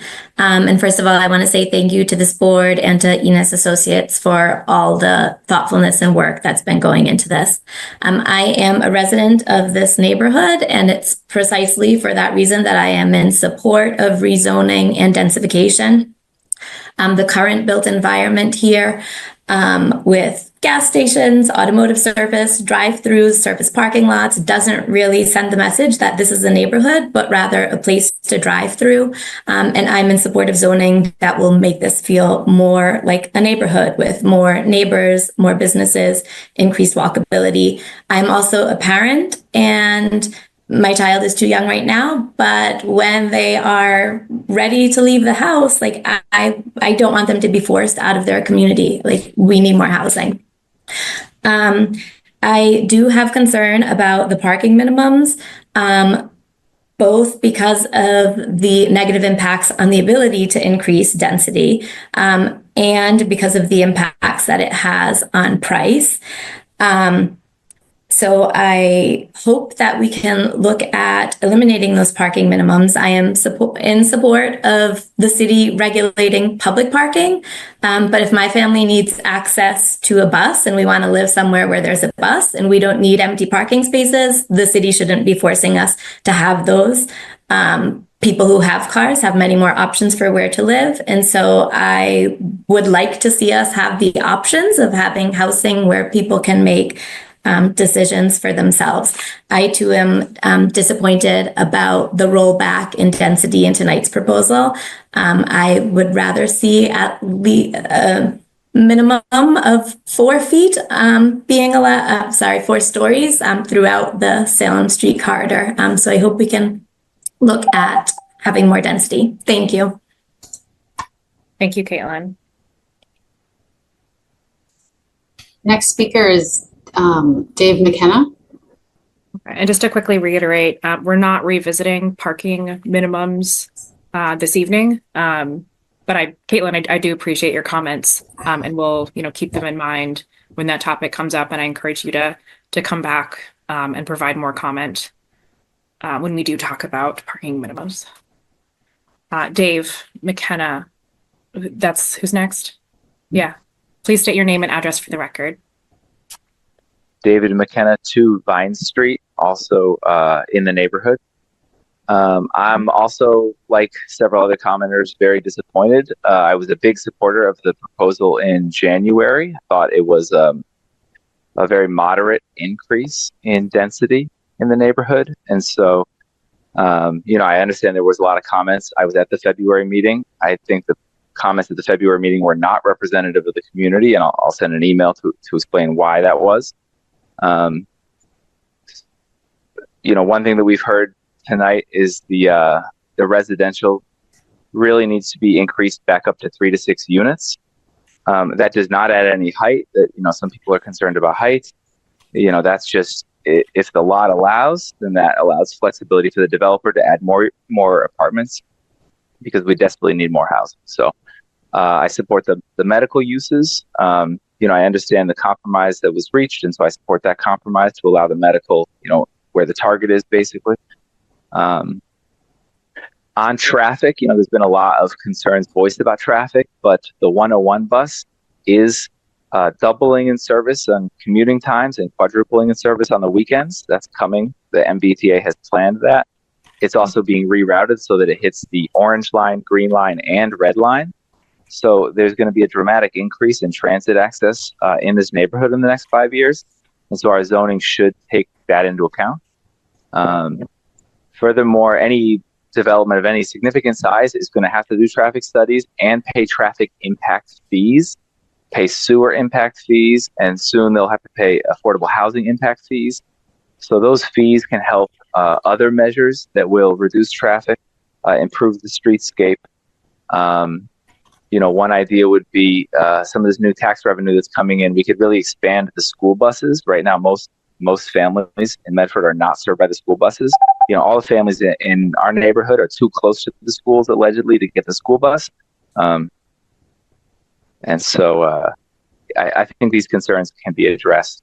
And the last thing I'll say is on the heights, there's already buildings in the neighborhood that are taller than these heights that are being proposed. So I understand people get scared about proposed heights, but there's already apartments on the corner of Salem and Fellsway that are taller than any of these proposals. The Franklin School on wrap up your comments Central in the Ave. next couple seconds. Yes, the Franklin School on Central Ave, the Swan School on Park Street are already taller than a lot of these proposals, and so people get nervous about the heights. But I'm so sorry, Dave. You've gone 45 seconds over. If you have additional comments, I'd encourage you to send them to the board. But just in fairness for the rest of the public, we're going to move on. But I do appreciate you coming, you sharing your input. Keep coming back. Who's next, Danielle? Tara Shankar. Hi, Tara. Please state your name and address for the record. Thank you. Can you hear me? Yes. Okay. I'm Tara Shankar. I live at 397 High Street, right in the heart of West Medford, and I can't wait for the zoning regulations to come here. I am strongly in support of densification and strongly in support of what was the original intent on Salem Street. I also wanted to agree with many of the other callers that I am disappointed that the MR1 was walked back from 3 to 6 units to 1 to 3, assuming greater bus service by the 101. And I also would love if the parking regulations would be reviewed from 1.5 to 2 spaces per unit for studios and 1 bedrooms that would be in a 3 to 6 type of building. Having 1.5 to 2 spaces is ridiculous. And people should be able to, it could be incentivized through electric bike or car rental access within the building or nearby, but there could be several different kinds of incentives that could be proposed to make that happen. I'm also really in favor and delighted to see that it remains the co-housing and congregate housing options are still in the measure. Happy to see that. We have a lot of medical buildings over here in West Medford, right next to me. So, and it's across from the elementary school, the Brooks. So I guess that's already permitted for us, and the methadone clinics, I suppose, could be here if they chose to locate, but they haven't. I'm delighted that the commercial uses that have been non-conforming are being made conforming. I'm a big supporter of the Greb Cafe and the bubble tea place. Love it. And I would love to see that the service stations and gas stations are not permitted. I wasn't certain if that was the case. Thank you. Thank you, to the Sarah. board and to Innes Associates. Thank you to you for providing your comments and your feedback. Next is Patricia Chappelli. Yeah, Patricia. Please state your name and address for the record. My name is Patricia Chappelli, 53 Garfield Avenue. So it seems like we've missed a lot of the process. One community meeting does not a community outreach make. I appreciate the fact that you've walked back so much of the units, because this is already according to the GIS map and environmental justice neighborhood. The map already has us in a very hot, dense zone. It's mostly yellow and red if you look at that GIS map. We have 980 residents that are against and have signed a petition not to move forward with the Salem zoning the way that it was. There still is a lot of work that needs to be done, but I appreciate what you've done. However, until I agree that some of the other density needs to be taking place, but let's try it in other areas of Medford.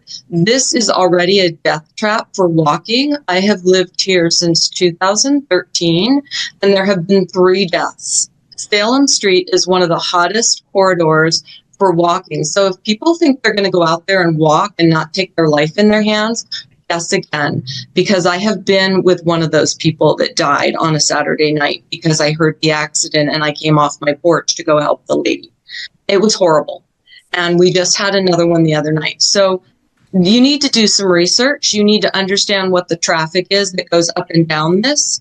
And you need to follow the comprehensive plan that you've set for the city already in place. Otherwise, you're going to have 980 very upset homeowners, taxpayers, and voters. Thank you. Thank you, Patricia. Appreciate the input. Next is Rebecca.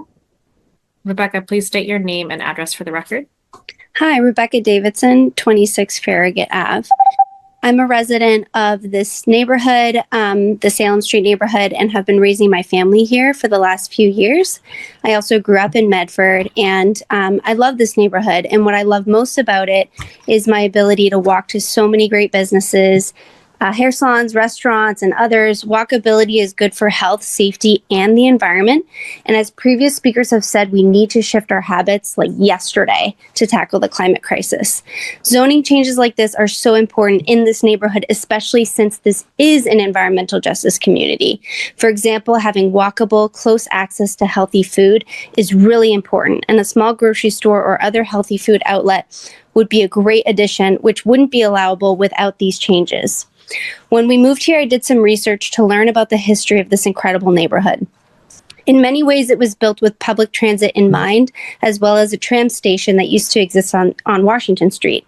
At that time, there was a diversity of businesses that allowed people to not have to travel far to meet many of their needs. We've moved towards a more car-dominated environment, and since then, and while I feel this proposal helps us move closer to the framework that created this great neighborhood than the previous version, it doesn't go anywhere near where we need to be to address our serious housing shortage. It's too expensive to buy a home or rent a home, and the only way to address that is to build more homes. It's really disappointing that our parking minimums get in the way of our housing goals. I realize and share the traffic and safety concerns that have been raised. These are not mutually exclusive with zoning changes. We can have a thriving neighborhood and safe streets, and I'm advocating for that and hope my neighbors join me in advocating for better crosswalks and safer streets. That's important now, but is separate from this zoning proposal. Hopefully that's something good that comes from this process, is more community advocacy in this area. There's a group, Walk Medford, that specifically is working on this that we can all support. After being at the Roberts School session, I feel that a lot of the concerns that were raised have been addressed, but feel this proposal has shifted too far away from our goals of allowing more housing to be built to meet the needs of people in our community. Thank you. Thank you, Rebecca.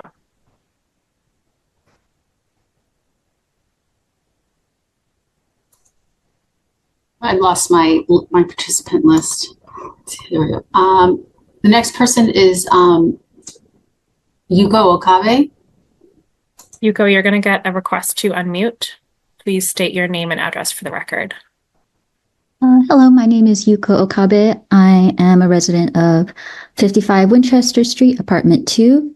Just want to say that I am in support of updating the zoning, and I'm speaking from affordability for Medford as a whole, as far as also economic growth as well. New zoning allows new housing, and it's an important step to solve the housing crisis and increase the supply of affordable housing. I live with my partner in South Medford. Our rent has been steadily going up for the past 5 years, and we're looking forward to having those zoning conversations in South Medford as well. Like others, I'm disappointed to hear the parking minimums and public comments have limited the amount of units in the neighborhood. I regret that I wasn't part of earlier discussions and the last public hearing to advocate for more density. I believe that solving the housing crisis and building more affordable housing on a large scale starts from influencing our own neighborhood structure and building a community that supports our most basic rights of housing and security and supports our most vulnerable populations. I support how the zoning supports the current local businesses and allows them to thrive, and also supports new businesses to come in. And that will then increase economic development in the city. I echo that. I am also disappointed that banks have been prioritized over medical offices. I believe in the 15-minute city where, medical offices, parks, schools, my home, groceries, etc., are within that 15-minute commute. And I say this as a public transit user and avid walker. I love the 101 bus. It's great. It gets me to all the places I like. And to conclude, just want to thank the city and its associates and the community members on this call for advocating on behalf of their communities. Thank you. Thank you, Yuko. Appreciate you coming out. I think Next my person is you may Marshall have Slade. aligned, Danielle, if you want me to take it back. Yeah. Marshall, please state your name and address for the record. Hi. My name is Marshall Brown. I'm at 589 Riverside. I haven't really lived in Medford long, probably been renting a little bit over a year. One thing that I did notice, I don't own a car. I can't drive. So it's, Medford's a good place to live for that. And I find that just places that have a lot of businesses and density and things to do are much more friendly for people who walk everywhere. And so places like Salem Street that have like a lot of vibrant local businesses, there's honestly too many to name. Most of the businesses that I like in Medford are like kind of alongside that corridor, and I find it really awful that it's kind of just flooded with traffic, really dangerous to walk. And I think it's strange not to consider the zoning in tandem with parking requirements, because that's super important to the urban landscape. And, you know, also the restriction on medical offices. I understand the concern with that, but I find that a lot of community members keep bringing up like methadone clinics. And it seems like that is a much bigger concern for people than having equitable access to healthcare. I found that it is hard to find a medical practitioner already, especially if you are mobility restricted.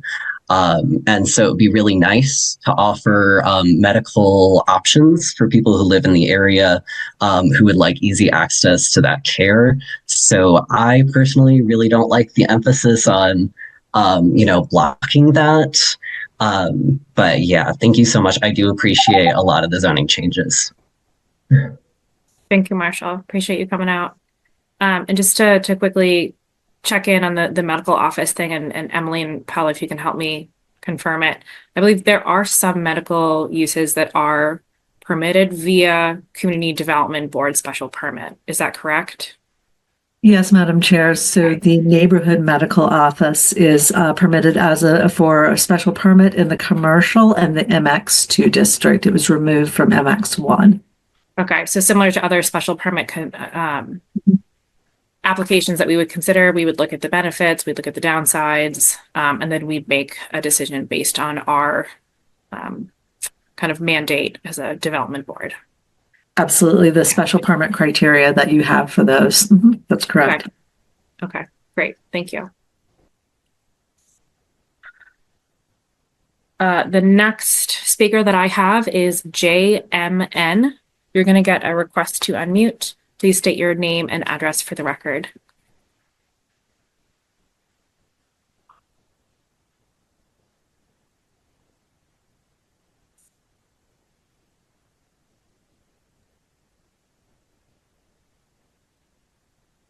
I'm not getting a response from JMN, so I'm going to move on to the next speaker and come back. Michael Dewberry. You're going to get a request to unmute. Please state your name and address for the record. Hello, everybody. Michael Dewberry, 50 Park Street. Let's see. A lot of great comments already. I'll try to focus on new things. Overall, positive in the about the overall citywide zoning revamp. Positive about the initial stab at the corridor, and I do appreciate the changes, like taking community feedback. I think you did a good job of adjusting. I have not. This is my first public meeting I've attended in person. I have been following the discussion online. I live about a long block and a half from Salem Street, so I'm a user of the corridor. I am sensitive to the fact that I'm not impacted in the same way that people who live directly on Salem Street are. But overall, my sort of interest is I walk to the dentist, I walk to get a sandwich, walk to get coffee at the bike store, which is kind of weird. And I'm also an all mode user. We do exist. I do take the bus and bike and drive as well. Would love to do more of the biking and busing and less of the driving. Very excited about changes to the 101. So comments on this from that perspective. I do feel like there's been an overcorrection in the density, especially around the Park and Salem Street intersection. I think by removing things from MX2 and then from MX1 and then dropping from MX2 to MX1, it's been a pretty rapid drop in the possibilities for that intersection, which does have a couple of empty lots. It's probably going to develop pretty quickly. I see more restaurants, entertainment options, food, groceries. On medical, oh gosh, I'm going to run out of time. My issue with medical, like I am pro medical. My issue is that like we see in Medford Square, there's too much medical with no street engagement. So I'd like to see maybe some ideas around. Can we push out to the second floor, push it to the back of the building, and not off the street? So we to have more concrete and enforceable rules about street engagement to keep the area vibrant. And I will save the rest of my comments for next time. Thank you. Thank you, Michael. And you can also email your comments into the board because we'll see those. But I like your comment about kind of active streets, and we want those to be active throughout various periods of the day, not just banking hours. The next commenter that I have is Alyssa Nugent. Alyssa, you're going to get a request to unmute, and please state your name and address for the record. Hi, Alyssa Nugent, 98 Sheridan Avenue. I would like to thank the board and Innes for this presentation and for really taking into account the comments that have been made so far. It seems as though there has now been a look at feasibility for some of these lots because we do have such small lots running along Salem. And as I believe Emily Innes indicated, some of those lots, it would not even be possible to get to 4 feet or 4 stories just because of the size. I do think that the feasibility of a 12-foot sidewalk needs to be looked at. I'm concerned about a sidewalk being that wide, contributing to something like a concrete jungle and increasing heat. I mean, I know that grass running along the side of sidewalks isn't necessarily that great ecologically either. But in terms of making the neighborhood more walkable and feel friendlier, 12 feet wide sidewalks just seem to be too much for the area. And I do worry that it would limit what is actually able to be built because it's going to eat up so much footage of the private property. And so developers won't want to build on these lots at all because they have to make the building so much smaller in order to provide the city with six plus feet of sidewalk that isn't currently available on the public land. So that's my main comment. Thank you again.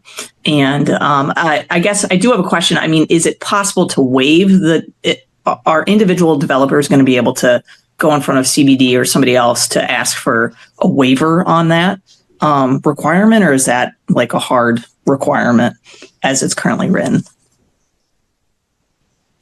That's all. Thanks. Perfect timing, Alyssa. Danielle or Alicia or Emily, do you have a response to Alyssa's question about if developers are able to waive on a case-by-case basis? Yes, Madam Chair. There is currently not a waiver. I'm just double checking.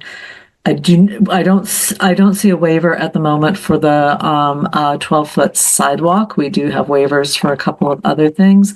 I do want to note, I think the previous speaker did allude to this, right? It's not the property owner, the developer's not creating the full 12-foot sidewalk. It's an additional bit of width to the city sidewalk. And there's a couple of reasons around that distance. It does make it easier to plant trees along the street, right? Trees need a certain amount of room to survive.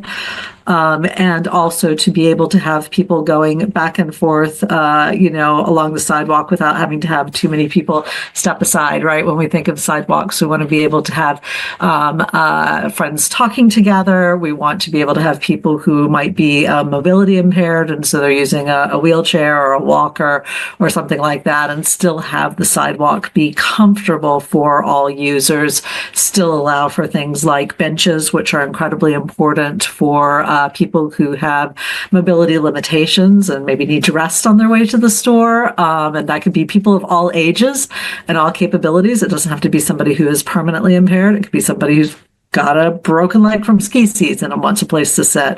So 12-foot sidewalk gives that ability to accommodate a number of users, accommodate the trees, accommodate the other street furniture, and that's why we're recommending it. If a waiver, so we do have some height waivers and we have a step back waiver. If something like a sidewalk waiver is of interest, we could discuss it and try and figure out how that would work while still keeping a consistent environment. Okay, that's helpful context. Yeah, I mean, we obviously, anybody can become disabled at any point in their life. So that's something we definitely want to be aware of, but we also want to make sure that, we're prioritizing, people and density and housing and vibrant streets and a dynamic street section over, some of those other topics. So yeah, it's an interesting balance for sure. Yeah. You noodle on that. The next speaker that I see is Gary M. Gary, you're going to get a request to unmute. Please state your name and address for the record. Good evening, Gary Marinelli. I live at 77 Paris Street, and I am a resident of this neighborhood. First, I want to say I'm very happy that the city is looking at and proposing new zoning. I think this is long overdue, so I want to thank everyone that is helping with the zoning. I also am happy that you're taking public feedback into account. However, like many others have stated, I was very pleased with the initial proposal. And I'm a bit disappointed, honestly, in the lack of increase in density in the latest proposal and that the unit counts are decreasing. I prefer the density be increased back to 3 to 6 units or maybe somewhere in between. I think the 1 to 3 units is not moving forward as a city. We really need to plan for the future and build a better Medford. We should not stay stuck in the past. I see us moving backwards with the latest iteration. And as everyone has said, Medford has a lack of housing, and we really need to increase development. I'm all for supporting a neighborhood with more housing, more commercial, more restaurants, more entertainment options, and more things to do within a walking distance.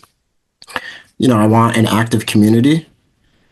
And again, without allowing us the potential to grow to more stories, we're not moving forward. It's kind of a significant overcorrection in the wrong direction.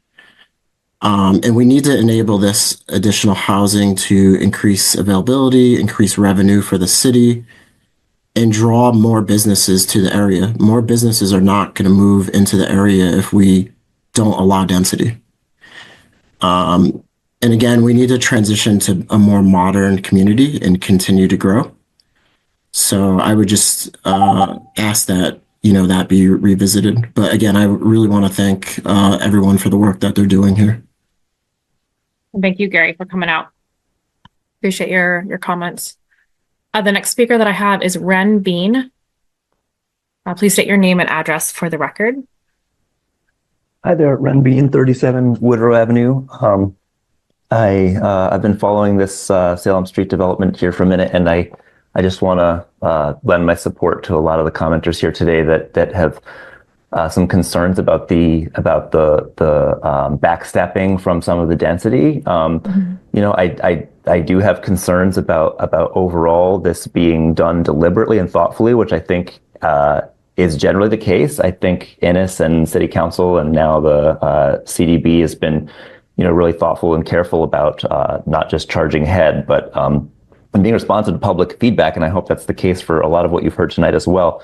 But I think that limiting the number of units, especially with considering the small lot sizes and some of the other setbacks and so forth, it's really kind of saying that only a certain type of housing will be allowable, kind of larger multi-bedroom units, which are great for certain types of renters and buyers, maybe families that need several bedrooms. But I just think Medford does have a really bad lack of, smaller housing, single bedroom studios for people that need more affordable housing, single individuals. And another thing I'd like to point out to a lot of the detractors of these proposals is that single individuals, 6 units on a lot. I mean, those folks are contributing a lot to the tax base. And I heard a lot of folks expressing that they're concerned about over enrollment in the Roberts. I mean, having 6 single folks without kids contributing to the tax base and not enrolling kids in that neighborhood sounds like it's exactly what they would want.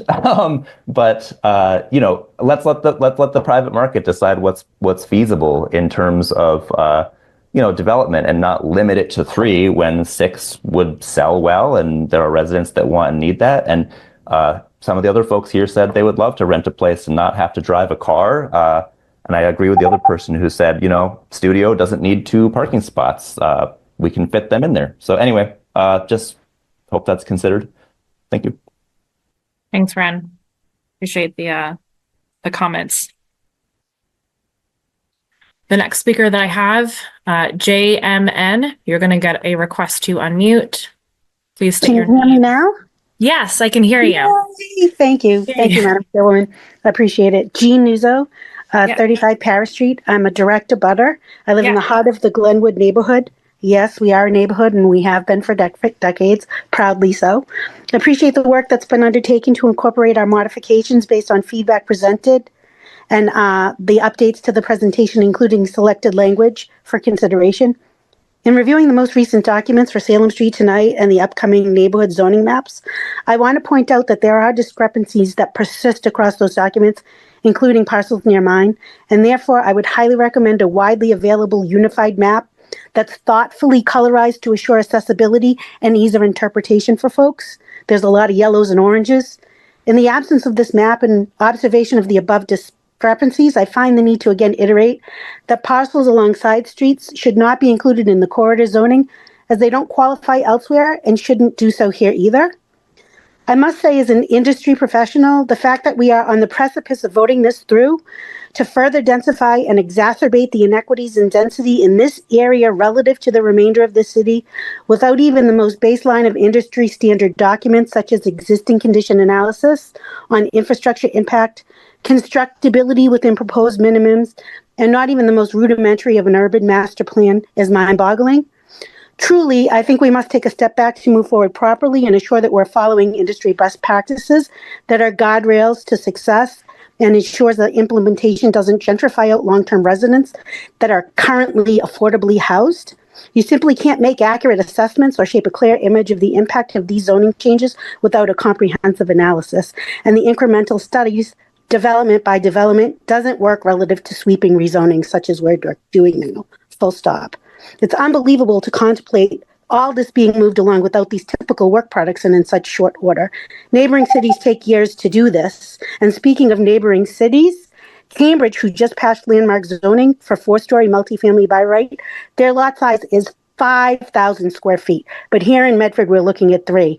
And that is their deeply educated baseline, 5,000 square feet. So it's amazing to me. I appreciate the time. And I hope that you will think about this, because we have the neighborhood zoning coming next that will also deeply densify and has been iterated by other folks. Medford isn't going to solve the housing crisis. The Dean, I'm gonna ask goalposts you to keep wrap up in moving. the next 10 seconds, please. Sure. The goalposts keep moving.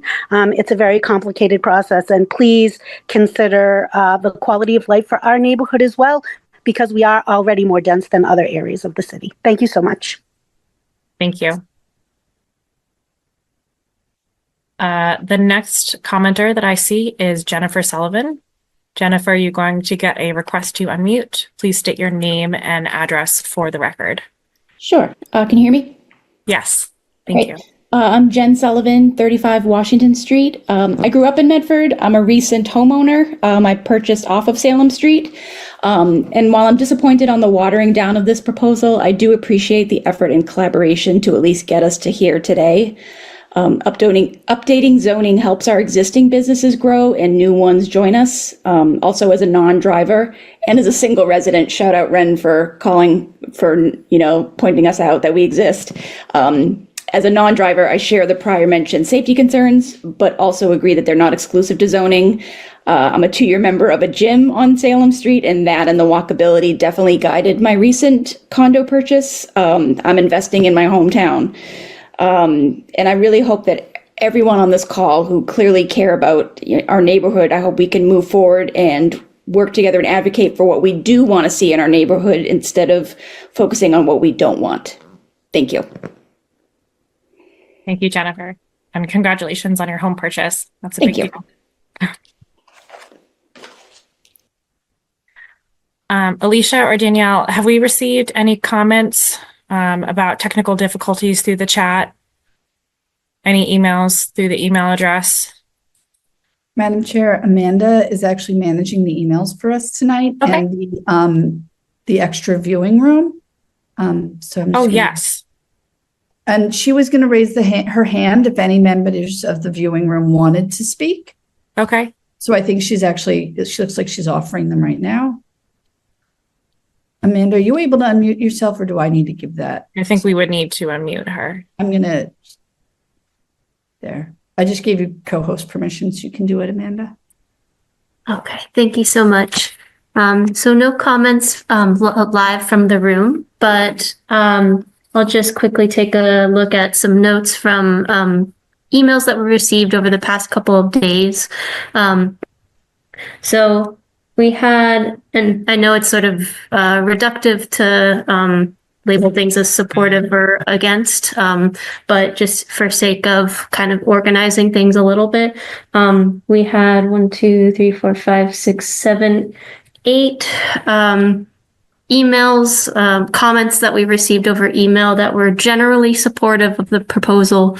We echo a lot of the sentiments we heard tonight about walkability, densification, more housing, more business. Climate resiliency of the proposal and the way that densification can play into that. We also had 1, 2, 5 comments that leaned toward opposition and raised some concerns. Nothing that wasn't already kind of spoken to tonight, but including things such as concerns around specific uses like medical offices, marijuana dispensary, concerned around height along the corridor, and the incentive zoning, the potential for creating congestion, traffic, concerns around hotel, dormitory, bed and breakfast uses, and concern around, sufficient parking. So I think that wraps sort of the email comments that we'd received over the past, within the past, I'd say maybe 2 weeks, but we got a slew that came in today and yesterday that were included in that. Great, and those emails are also put in the board meeting folders. That is correct. They've been put into the meeting packets as well as the publicly viewable folders. Great. Awesome. Thank you for that, Amanda. Nice to see you again. So with that, I don't see any new comments. As a reminder, we have a 2-minute limit for each commenter to provide 1 comment. I encourage everybody who would like to provide more input to email the email address, and I'll just reiterate that quickly. Where is it? I just had it. OCD@medford-ma.gov. Okay, and then I just saw a new hand, Lori. You're going to get a request to unmute. Please state your name and address for the record.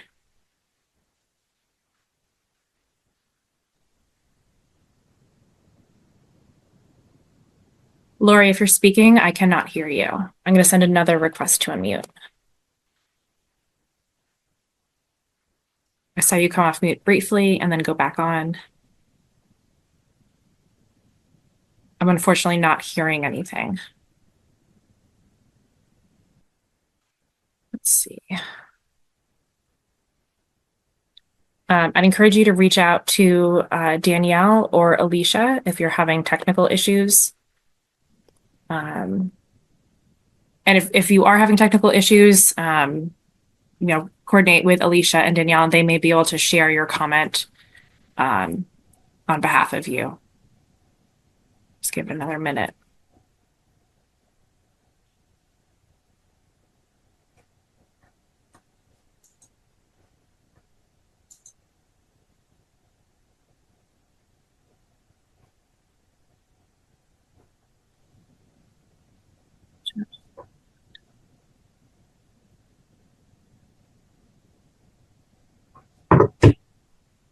Danielle or Alicia, are you seeing a note come through from Lori? I want to make sure we hear their comment. No, I messaged her. Okay. And I'll just say it out loud that often if there's an arrow next to the mute button, and you can select a different microphone input, and that's often the problem. Other people just have to log out and back in. Okay. Well, Lori, I encourage you to reach out to Danielle or Alicia. But as of right now, we're not seeing any new public commenters. So I'm going to go ahead and close the public comment period for this meeting and open it up to the board to discuss further revisions or recommendations to the draft zoning. And I know, Ari, you have to leave shortly, so I want to pass it off to you so you can get your thoughts in first. Thank you, Madam Chair, and thank you to all the members of the public and to the consultants from Innis Associates. I really appreciate all the feedback. We've been reading all the emails, and I think it is clear that kind of the feedback today is that we're not done, that this is an iteration that probably needs some more work. I was had initially also been interested in kind of moving maybe to the 1 to 4 units if we're not comfortable with going to 3 to 6, even in the same dimensions. I would have no objections to 3 to 6 in the same dimensions, but I think that's worth considering. I had mentioned earlier looking at kind of weighing the city's priorities among the incentive zoning. And my priorities, and I think the priorities among the community feedback consistently is around affordable housing and kind of affordable businesses. And I'd like those to be really prioritized and the incentives to prioritize that. This was only 1 or 2 comments, but I do share the frustration about the excess of banks, and I don't know what argument, I mean, are we allowed to say we have a lot of banks, approval needed? With most of the things that we're discussing, I see the community harm or kind of community risk that make that obvious. Banks are, I understand, good tenants, but a bit overrepresented in our neighborhood. Had also been struck by the 12-foot sidewalks. I think we got a thorough answer from Innis Associates on that. And I'm curious about hearing more about existing condition analysis. I understand the argument about shadow and traffic studies needing to be done piece by piece, but I'd be curious in hearing from Innis Associates their perspective on that. I think that's my notes. Emily and Paula, are you able to respond to Board Member Fishman? Yes, certainly happy to and I think Board Member Fishman, some of the comments that you made about density will allow me to address some of the other comments that were made about density. So thank you for that opportunity. I spoke at the beginning that we are looking at the residential only areas throughout the city. We have been for the past 2 months. And I think that might clarify some of our thinking about why we took the MR and made it closer to the NR3 rather than to the other possibility could have been, for example, the UR1. And for that, with your permission, I'm just going to quickly share my screen. Yeah, I think visuals have been very helpful throughout this, so please feel free to pull stuff up. Thank you. So this is the map that we just discussed with the Planning and Permitting Committee last week. Yes, last week, the 26th. We did change the colors because although yellow is the traditional land use color for residential, when you're talking about different gradations of residential, your eyes tend to start to cross, especially at this scale. And I'm going to zoom into Salem Street here. This is Salem Street. And you're going to see two colors right up against that. So the white area is the area that we've been talking about, because now we're talking about the residential only in this map, where before our conversations have been about the mixed use to residential. So the two colors here, this orange color is neighborhood residential 3, and the red color is urban residential 1.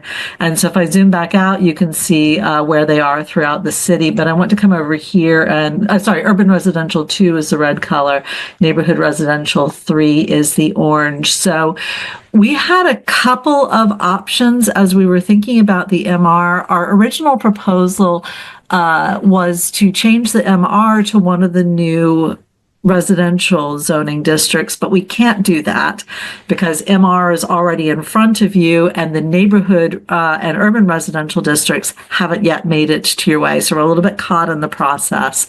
So the idea was to make the dimensions the same, and then at the end, when we do the full wrap up of looking at the final holistic, where do we need to make tweaks, then we could combine them.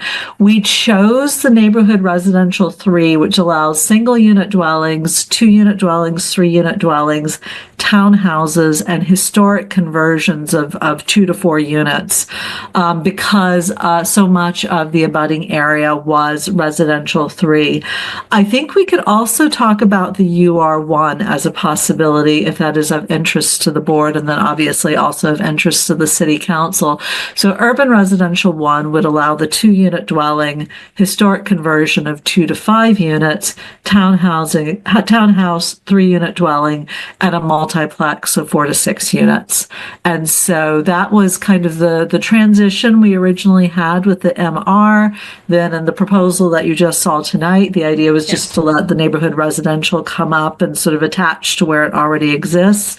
But I think, hearing at least some of the voices on the call, and I think Madam Chair mentioned balance earlier. A lot of zoning is that balance of needs and wants and desires.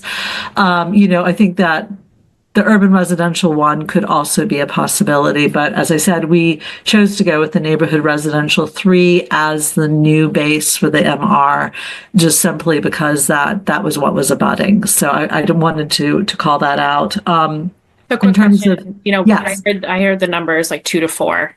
Yes. That's kind of like outside the buckets that we've identified here.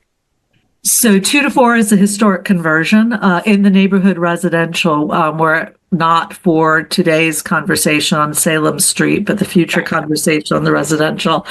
We have a historic conversion definition that would allow a historic, because we would like to preserve existing historic homes. They contribute a great deal. So the idea is to give it a little bit of an incentive. So if you're top number of units per dwelling is 3, then you allow the historic conversion for 4. So you're giving an incentive to preserve it. If your top is 4 units, you're allowing 5. So that's why urban residential 1 allows a historic conversion of 2 to 5 units, whereas neighborhood residential 3 allows a historic conversion of 2 to 4 units. So it's kind of balancing the conversion of the building with the characteristics of the neighborhood. But new construction could not be 4 units. New construction in the neighborhood residential could not be 4 units. That is correct. It's limited to 3. Okay.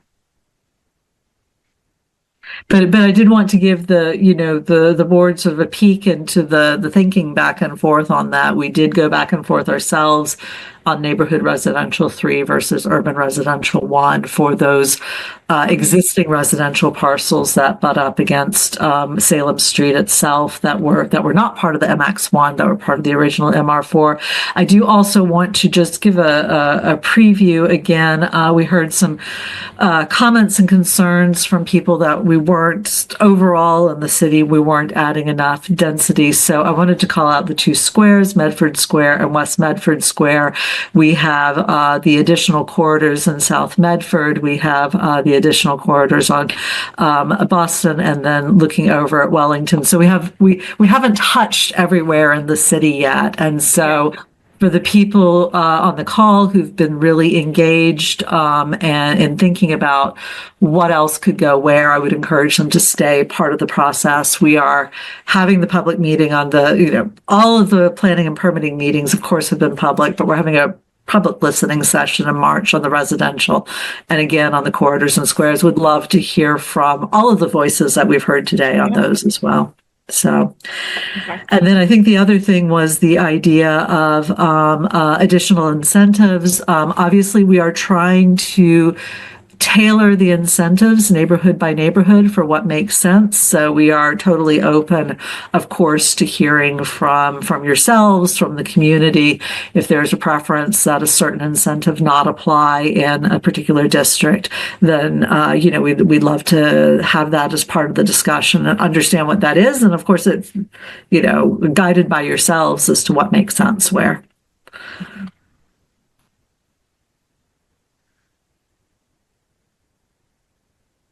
How do you feel, Ari? Thank you. And with that, I think I do have to duck out. Thank you, everyone, for the great discussion. And I look forward to seeing how the board votes, and I'm sure to the continued discussion over time. Okay. Thanks, Ari. Have a nice evening. You too. All right. Peter, Annie, Adam. What's kicking around in your brains? Yeah, maybe I'll chime in. I think what's kicking around in my brain is I feel a little bit conflicted. And maybe I'll just talk out loud, and maybe that resonates with some of the residents and maybe it doesn't. I think I've had the privilege to live in many different cities across the country. And I think where I feel conflicted, and I found it quite admirable, I think, the approach that Cambridge ended up taking recently with single family zoning. And I find it admirable, not in the sense of that Medford should be Cambridge, but in the sense that I think what I struggle with, I'm a homeowner in Medford. I struggle with just how complicated and intractable these kinds of discussions are, and how difficult it is to really understand what exactly is being decided that will then have a long-term repercussion for the fabric of the city. And so what I found admirable was the clarity of that type of approach to zoning, which was really, I found, in the spirit of true progressivism, around kind of looking at the history of zoning and the approaches to zoning, and sort of saying, like, actually, we're kind of going to go back to square one and rethink this approach that we've taken, for the last 30, 40, 50 years. And so the conflict that I have is I also recognize the jurisdiction of this board, or the purview of this board. I recognize the incredible work that the city has done on the master planning. And so I don't think it's my role as a member of the board to kind of go against really the input that has been contributed so much to sort of set up this philosophy to zoning and the approach to zoning, and then all the work into what I do think is like a thoughtful consideration to try to meet a lot of the different parties to make this work for the community overall. And so that's where I feel, I feel quite conflicted. I strongly resonate with the folks talking about, just how difficult it is to find affordable places to live in Medford. And then maybe my other lived experience is that maybe every time that well-intentioned planning has kind of put forward, how cities should be designed and looks, 10 or 15 years later, we all kind of look at it and we're like, man, what were we thinking? Setback laws, the chunking of buildings. And so I am quite sympathetic that, or I'm trying to reconcile that with, is there a way for, as Medford thinks about moving forward, to avoid some of the pitfalls that have happened in the past with zoning? Yeah, it's kind of like parenting. So maybe that's a unsatisfactory answer, but that's what's in my head right now. No, I hear what you're saying. And, the thing, I feel like it's with zoning and then it's also with parenting. Like, you always kind of fault your parents for all the mistakes they made, but we're just going to make new, fun and different mistakes. So with the awareness of, what we've been subject to, in a zoning context, of course, parenting is a separate meeting. How do we do the best we can given all the facts we know today? And I think, to your point about our jurisdiction as a board, the greatest power that we have is these recommendations that we can pass on to the city council. So as much as we can, in recognition of the work that has been done, but also the feedback that we're hearing, what I'm looking for from the board is, are there specific recommendations? I have a list in front of me of things that I've been jotting down.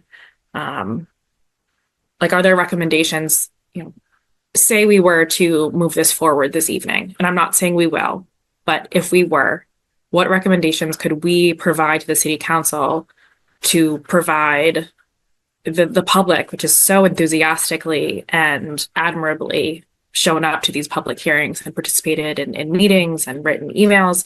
What recommendations can we include to not make the same mistakes as our parents? I mean, city planners. Like a couple ones that I've written down, and I'm curious for Emily, Danielle, Alicia, other members of the board to provide input, even if these could be recommendations. I think one person made this comment, and I have the name in my notes, but the simple idea of, kind of coordinating with Malden for aligned zoning across borders. We obviously can't tell them what to do. They can't tell us what to do. The joy of town government in Massachusetts. But I think it would just be helpful to make sure that those communication avenues are established and maintained. And Alicia and Danielle, this might be something that you already do, but just to really call it out.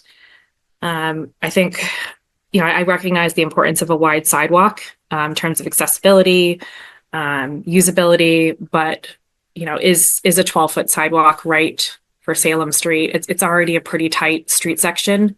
I don't know if I don't think we've seen street sections just to help contextualize the sidewalk. So that may be a helpful study to do, even if it's just the visuals.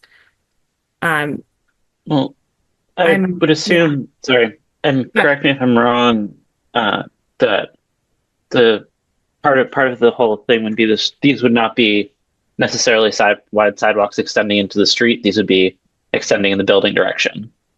Yes. As part of what we've been talking about is that this plan does not have jurisdiction over the street. Yes, but every square foot we take up of building is less buildable area. Is less building. That's fair. Right? And if we're trying to promote density, housing, diverse uses, that's kind of the balance and trade-off that I was speaking more. I know we're not. Okay, yeah, that's fair. But I appreciate the clarification. This existing conditions analysis, I think is I'd be interested in kind of the work involved in that. I'm not saying that if it's hard work, if it's tough work, we're not going to do it.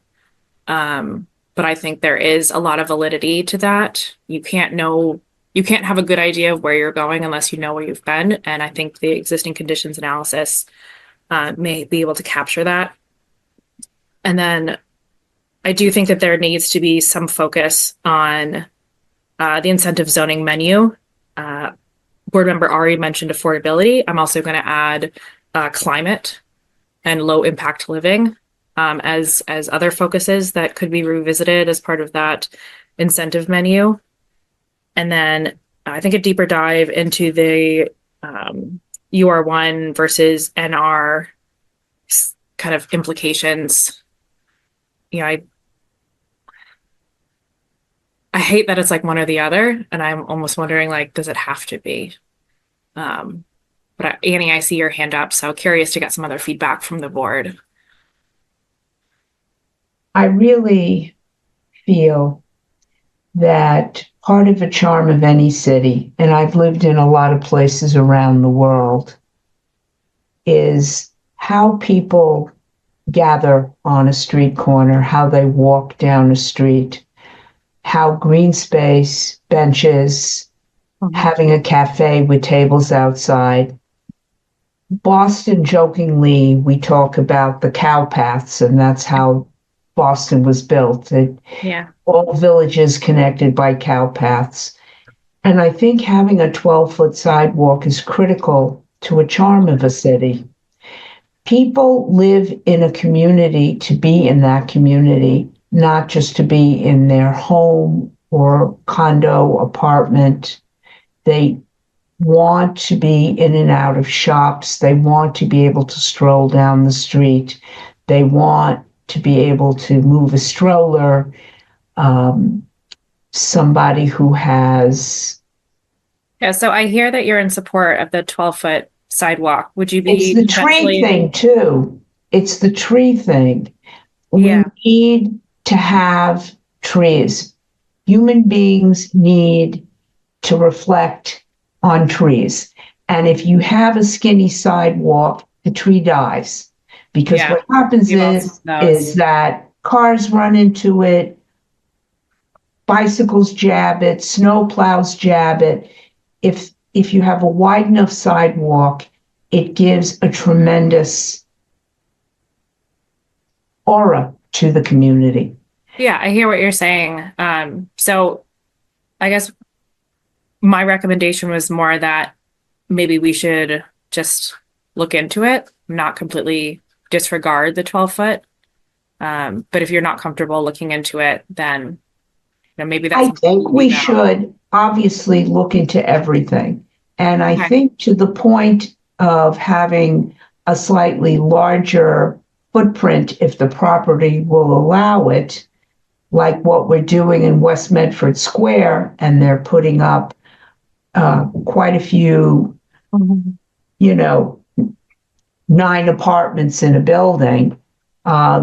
It fits right into the look of the street, but it also gives me hope that we will have the train station right there. Yeah. Would be better used if we had more density. So how would you verbalize that into a recommendation around the Salem on Salem Street? If the property would allow, I think having between 4 and 6 apartments in a building is not a 15-story building. It's not becoming something that the community would not appreciate. But at the same time, a lot of people would like to live in the community. There's nowhere for them to go.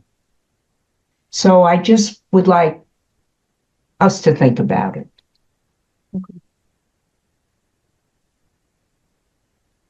Yeah, and then maybe to sort of maybe continue the thread that Annie was on. So if the limitation there on the density is really around parking, is there any mechanism that we can recommend? Parking lots?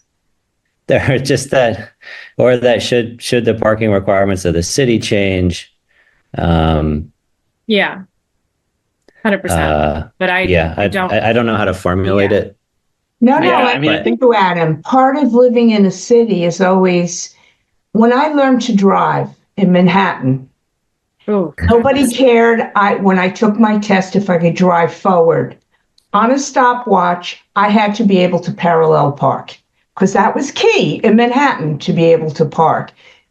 The whole idea of big cities, small cities is we can just make recommendations and suggestions.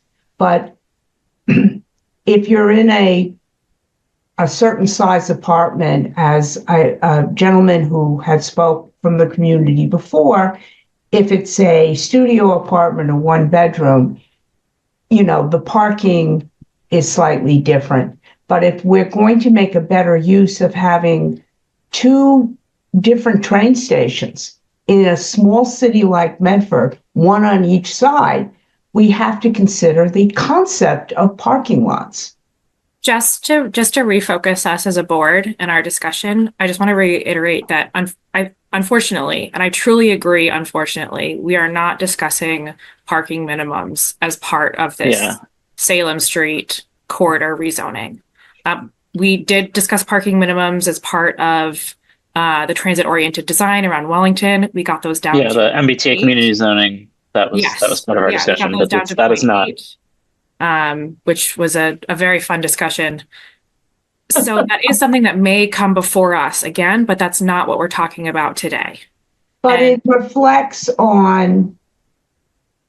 It is, but I'm just recognizing that about the buildings themselves, and that's what we're talking about. And then we got off on that. But just simply, we have to consider that maybe in order to make the community more robust and have more space, maybe we need to consider having more than 4 in a building. In terms of units? Mm-hmm. Yeah, no, I agree. No. So that can be one of our recommendations, right? I think that would be a great. Yes. Would that be under consider upping the limit the units on the mixed use one from 3 to 4, if I'm following correctly? I'm just trying to. So I think it would be aligning the what is it? The MR more closely with the urban residential one. Is that what this? The other one. No, because it's currently based on the. Correct me if I'm wrong, Emily. That this is it's current the MR on this corridor is currently based on the neighborhood residential 3, and what we were talking about potentially changing it to is the urban residential 1. Yeah, MR equals NR. Yes. Right now. And potentially one of the recommendations, if we wanted to change it, would be to change it to base more closely on the urban residential 1, which was the other option that Emily was presenting earlier. Yes. That's the 2 to 6. Yeah. Which is, I think, what we previously had. Yes, exactly. Or something closer to it. Yeah. I think it's somewhere between what we had the first time and what we have now. So. Depending on the property, right? So. Mixed use on MR.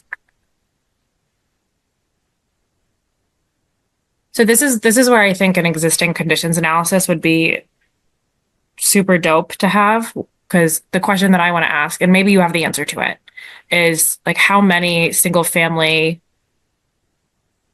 houses are currently within this MR district? Emily? Yes. So thank you, Madam Chair. So just as a reminder, and I actually have the maps up and I can show you, I think there's 2 rounds of existing conditions that we did back in July, actually the end of June of last year.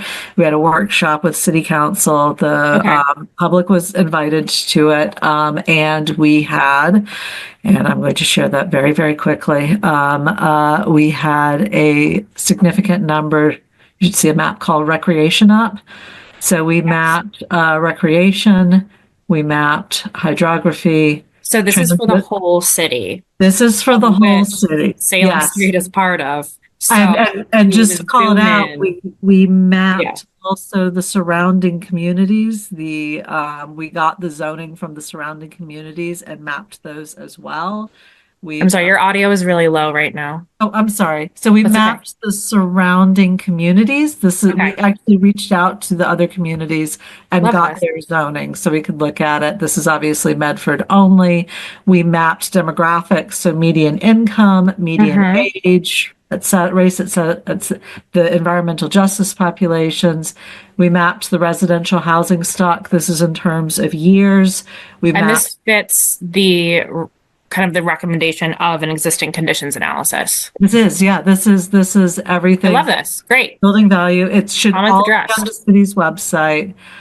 We mapped the dimensions, so setbacks, frontage, lot size, building height, building coverage, impervious coverage. Yeah. And then we also, and this is a separate map that we've been working on recently. I think it answers the question that you just brought up, which is this one was done for the residential districts, but we have it for the others. So the colors on this map are the existing housing types in each of these districts. So what's on the ground now? Yeah. And then the borders are our proposed residential district. So this map doesn't have Salem Street. We do have another one that shows the whole city. And so you can start to see by the different colors that the variety of housing types that you already have in this area. The legend, which isn't on this version, this is a background map, but the legend tells you which one these are. This map is also available on the city's website. We just showed it to the Planning and Permitting Council last week. So while this is up, can you clue us in on the legend? Like gray, teal, orange, purple. Yeah, so of course I grabbed the one that doesn't have the legend. That always works. The purple is single family. So that's easy enough to tell you. And Paula, if you do have it in front of you, feel free to jump in and correct So me. purple is single family. That's Purple is single family. The teal, light purple. I mean, the light purple is single The family. light purple. Okay. Yeah, the lavender maybe. Okay. And then the other. Do you want me to go? Go ahead. Yeah, so the purple is single family. The greenish is duplex. The purple, the dark one, is 3 units. And then the orange, it was like multi-family, I think. Or, yeah, something like that, but it's not. Yeah, I think it is. It could be, no, it because it's not about the property. I don't know if it's some kind of conversion. I think it's conversion, yes. It could be kind of conversion, actually, yes. And then the very purple, deeper red that it's almost nowhere there. It's the multifamily. So what do you mean by multifamily? Like 4 to 6 or more? It doesn't have the cap. It's 3 stories or 6 stories. It's just more than, let's say, the 6 units. There is the blue that is also something between 4 and 6, just to give that idea. Okay. We have it as well without so that we can see on Salem. So I can just try to look at it, and it's not shared yet, but we do have them. We should have them in the Danielle just shared a link. I'm not sure if that was to the existing conditions or to we have it. Yeah, in the existing conditions, it should be there as well. Yeah. Okay. Through the chair, that doesn't have that existing land use map that they brought up. I don't believe. I'm looking to see if I can find it. It should be in the package from last week's meeting. So, and I'm just looking to see if we have it right where I can get my hands on it. But I think the point is we have done that analysis. We are happy to share it directly with the board. But we've been doing a lot of existing conditions analyses. We go back to actually a lot of our discussion last week for the residential was neighbors coming in and saying, I want to be able to see what's on the ground because I think it's this, and then show them that, and like, oh, I didn't realize there were so many 2 and 3 in my neighborhoods, or so that has been part of the discussion. You may also have noticed under the maps, we actually have a topographical analysis. We had some comments about sort of the northeastern corner and the smaller lots, but also the steeper hills that make it difficult to add additional housing there because of the physical access to that. So we are taking into account topography as well as the other conditions. And I do want to stress that that has been part of this process all the way along. Awesome. I really appreciate you sharing that with us. And it's great to be able to share it in this forum as well. Awesome. Okay. Yeah, and I guess the reason why I asked about existing single family is like just, and I'm in favor of as much housing as possible everywhere, but I do recognize that my opinion is not fact, which hopefully everybody here can agree that their own opinion is not fact. But, if there is a demand for single family housing within this zone, like, is that something we need to preserve? And what I'm seeing based on the existing provision of single family housing is no, there's already so many and housing is already so rare in Medford. So, yeah. And sorry, Madam Chair, to interrupt, but I did find the map that has Salem Street on it with the residential types. So I also had it, but you can go. I got there first. I added something to the chat too.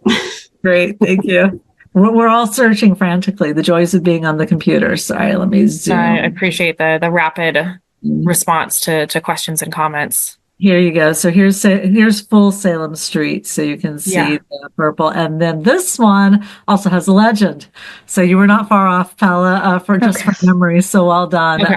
So the orange is in fact the condo conversion. Okay. So it's a 2 to 3 family. The purple is a 3 family. The blue is 4 to 8 units. The really deep purple is the 9+ units.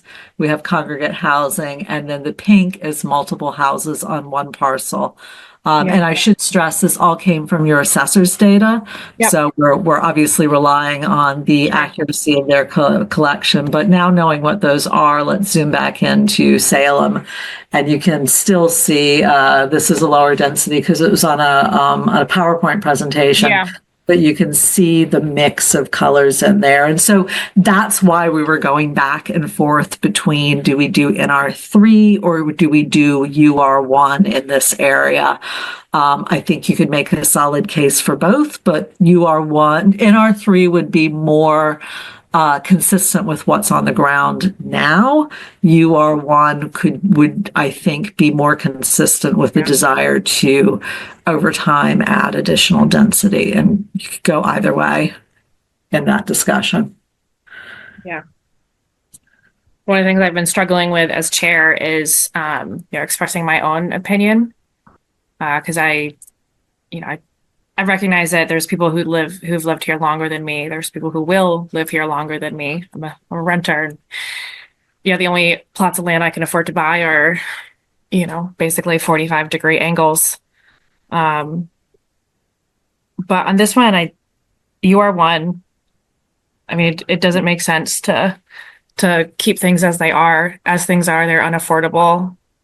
They're inaccessible. Yeah, I would definitely support moving the MR, or in the case of our purview and what we can do, a recommendation. Recommending yes to City Council to move the MR back more towards the UR1. Yeah, I agree. Towards aligned towards the UR1, and I would also, I also agree that with the comments that say things about the streets, but I know that's a separate issue that will be taken up by a different facet of city government at a later time. Yeah. And I do think that is a key issue to making this all work. And I do think that's something, I have great faith in Todd and Tim and Owen that they'll get over in that direction. It's part of the zoning. the whole process is you have to allow for the city you want to see. So just doing my requisite writing up of things that I'm hearing.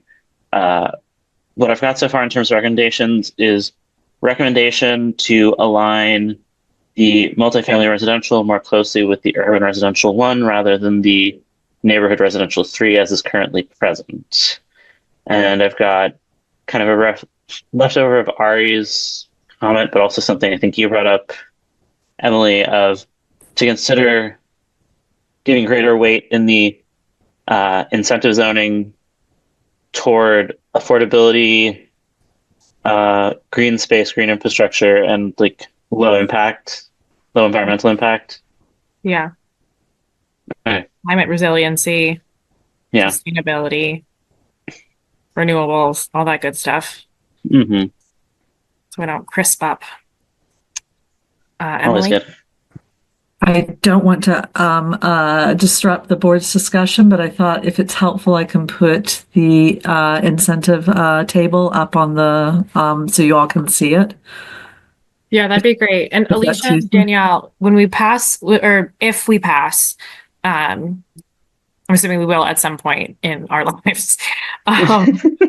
When we pass this on to the city council with our recommendations, are they looking for like hyper specific tweaks to these incentive bonuses, or kind of just these overall like general recommendations, or is it both?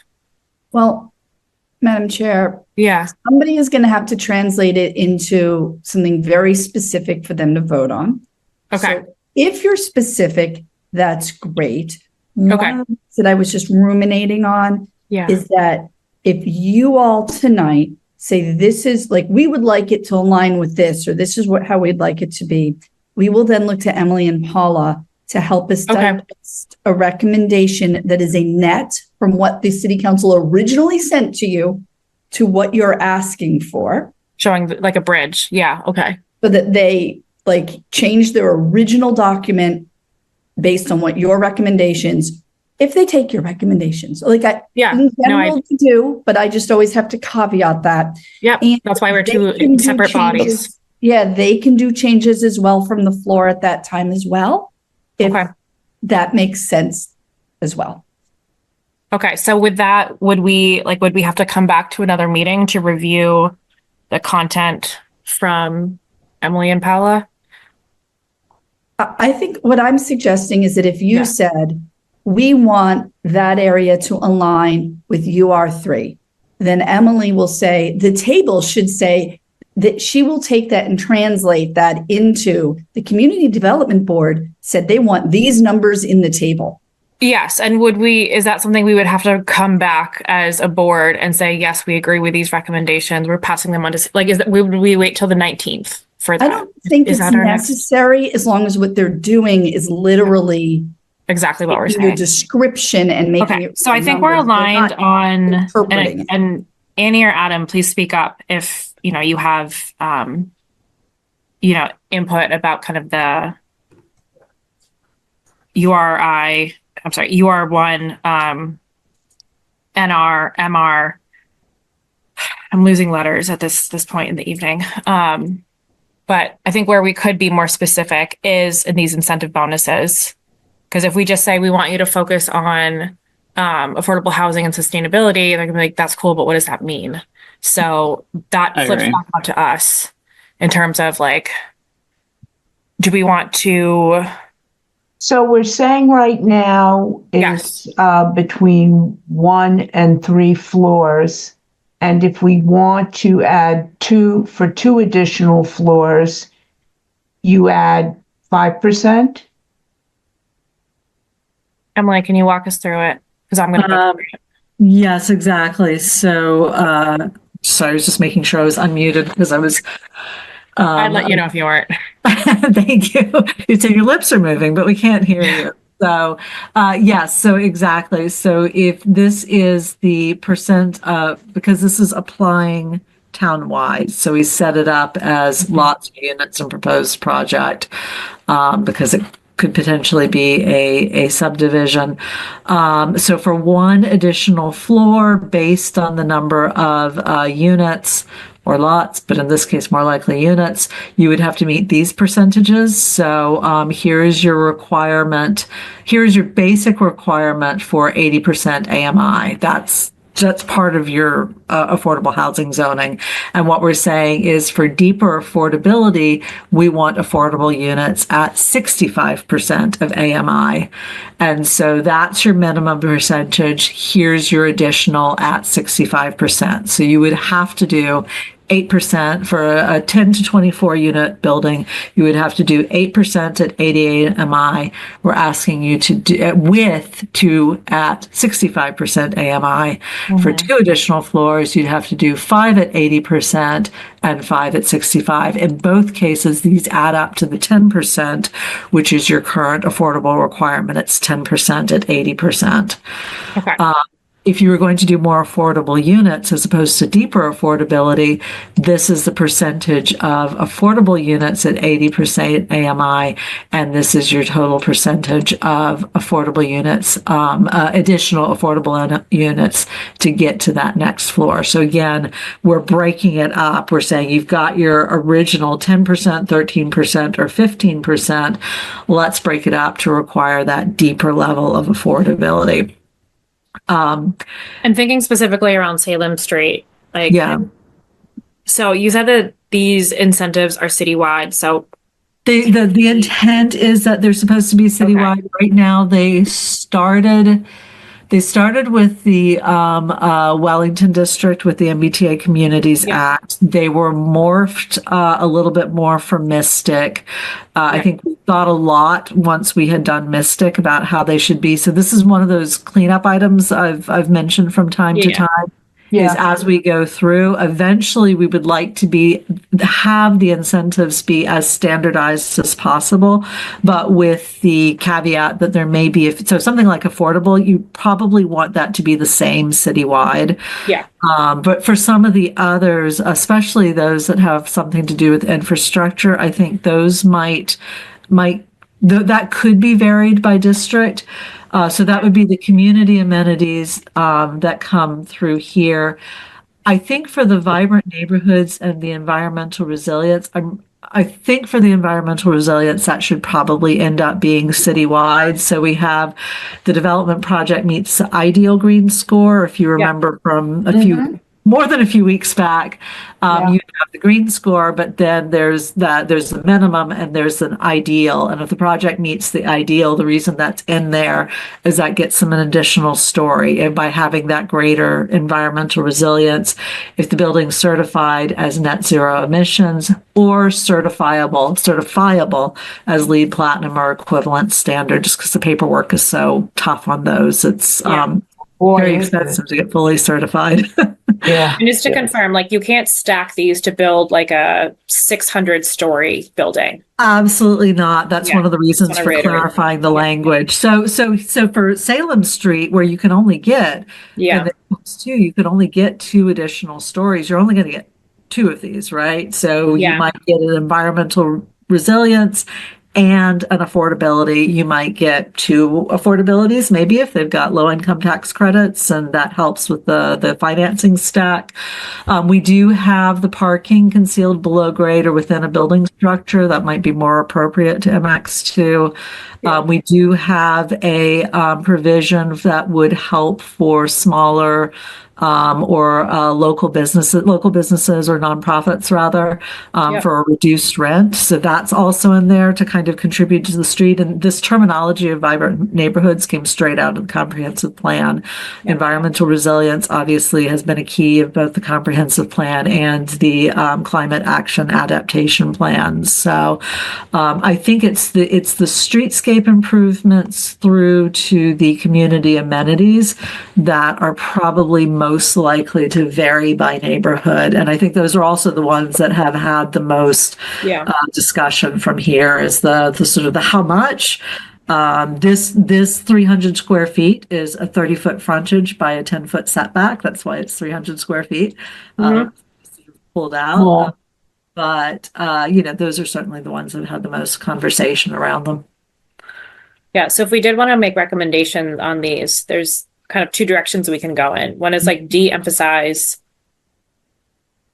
like things that we care less about, like fountain keeps being tossed around. So, you know, just as an example, like we could make the fountain water element as like a quarter additional half story, or we can overemphasize the things that we do care about, like the affordable housing, but keeping in mind that there's only so high we can go specifically within the Salem Street corridor. So like, so that's the thing with the affordability. There's only so much we can do in this neighborhood if we want to keep things within the dimensional incentives, within the dimensional limits. So if we pass this, or if we provide a recommendation, let's say like this is fine as is, and it goes to city council and they say, yeah, great, we're going to pass it. Is there any opportunity to like reopen these incentive bonuses for future?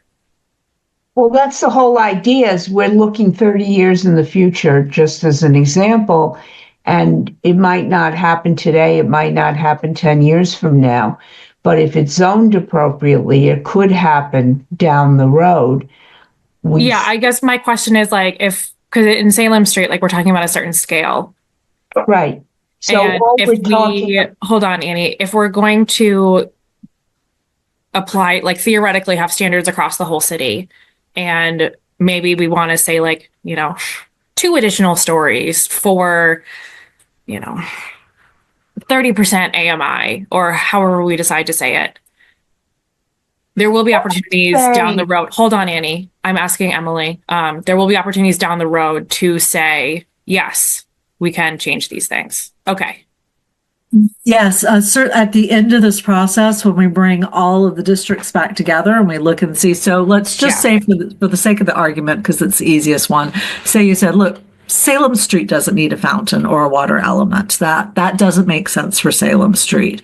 Yeah. So you would take it out. Using this example, you would recommend to the city council that they take it out, and then that would happen for Salem Street. And then when we come back, we would say, hey, does a fountain still apply for the other places that have already passed that we put it in? Yes. Mm-hmm. So then you have a new incentive zoning section that says, here are all the incentives, asterisk, the fountain does not apply in Salem Street. If you see. So I just want to make sure opportunity to come back, because we're talking about Salem Street. We're hearing from Salem Street neighbors and concerned residents. I don't want to make decisions on Salem Street based on kind of the whole city. That scope doesn't feel right. So I'm glad that there's an opportunity to kind of revisit. Paula, I see your hand, and it's been up for a little bit, so just want to pass it for a second. Yes, one thing that we also heard from the neighbors, and maybe we can bring that, is that in order to not have every building to have a fountain, that we can limit by, so if there is one every half a mile, you cannot have another one. So you cannot have that incentive if there is already one on the street. So we could limit, so we don't have 10 of fountains in the same street. So that's something that we could add if the board is interested. Like that. And honestly, like, I don't think a fountain should give anybody any. Use the water to water the trees.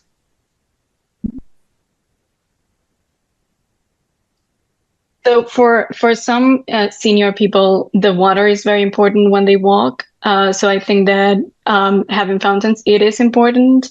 Maybe we can give reduce, instead of having a half story, they can have less. But I do recommend to maintain it, especially if you want to have a walkable neighborhood. Okay. Same as all the other features that you have laid out, Paula, in the drawings, the plans, with having the wide sidewalks and all the other features. For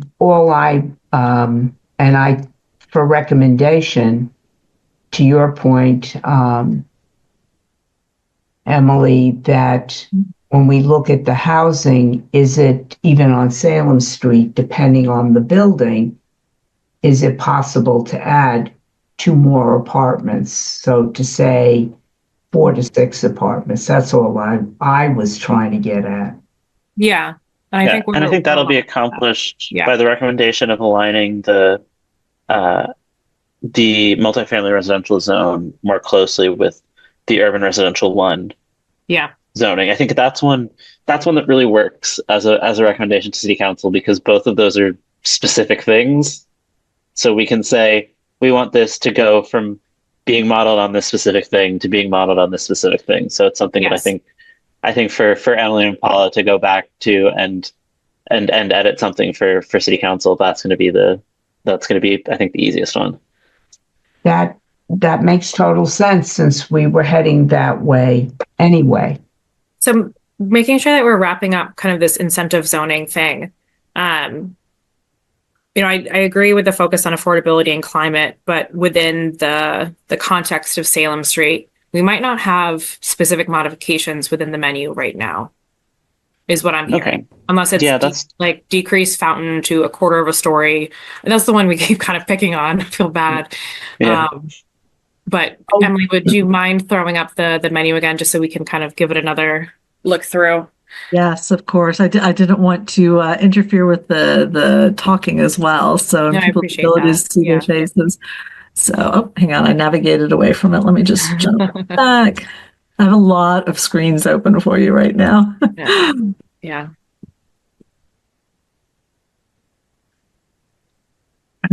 There we go. So let me just start at the top. I will say that the affordability incentives were very closely tied to other parts of the zoning, which is why I recommend maybe not. It's not that you can't change them. I wouldn't necessarily change them without a lot more discussion and work. But here are the community and amenities. Indoor pedestrian seating or outdoor.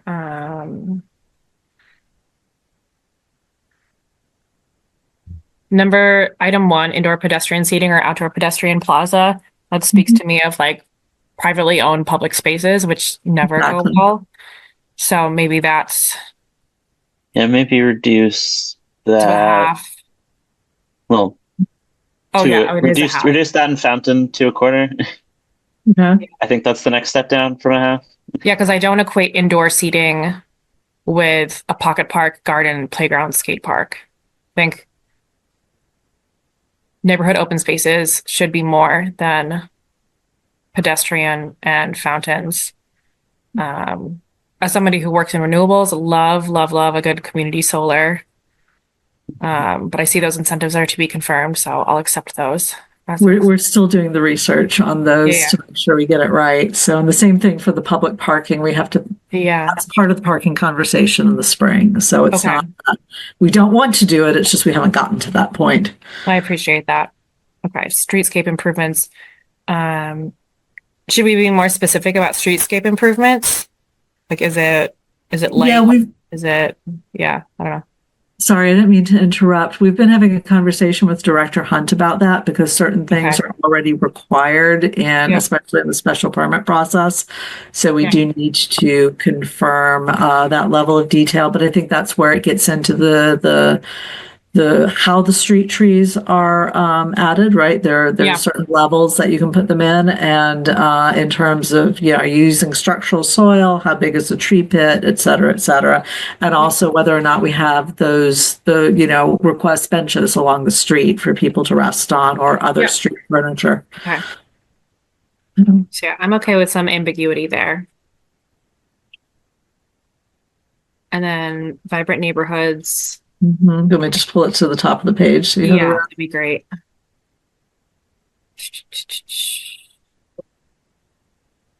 I think the rest of these are fine within the scale of Salem Street. Mm-hmm. Well, now that I think about it, that commercial space all the way to the east. No, never mind. Okay.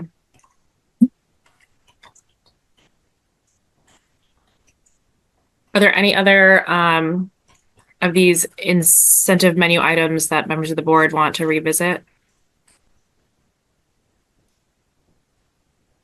Any that we should jack up or slice down? And I think I'm good with these as they stand for now, I think. Okay. In the context of Salem Street. Yeah. As given these recommendations we've just Yeah. thought through.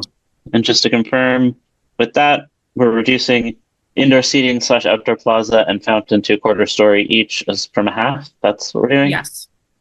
Okay, gotcha. So I've got, so far for recommendations to council, I've got that and the multifamily residential adjustment. Yeah.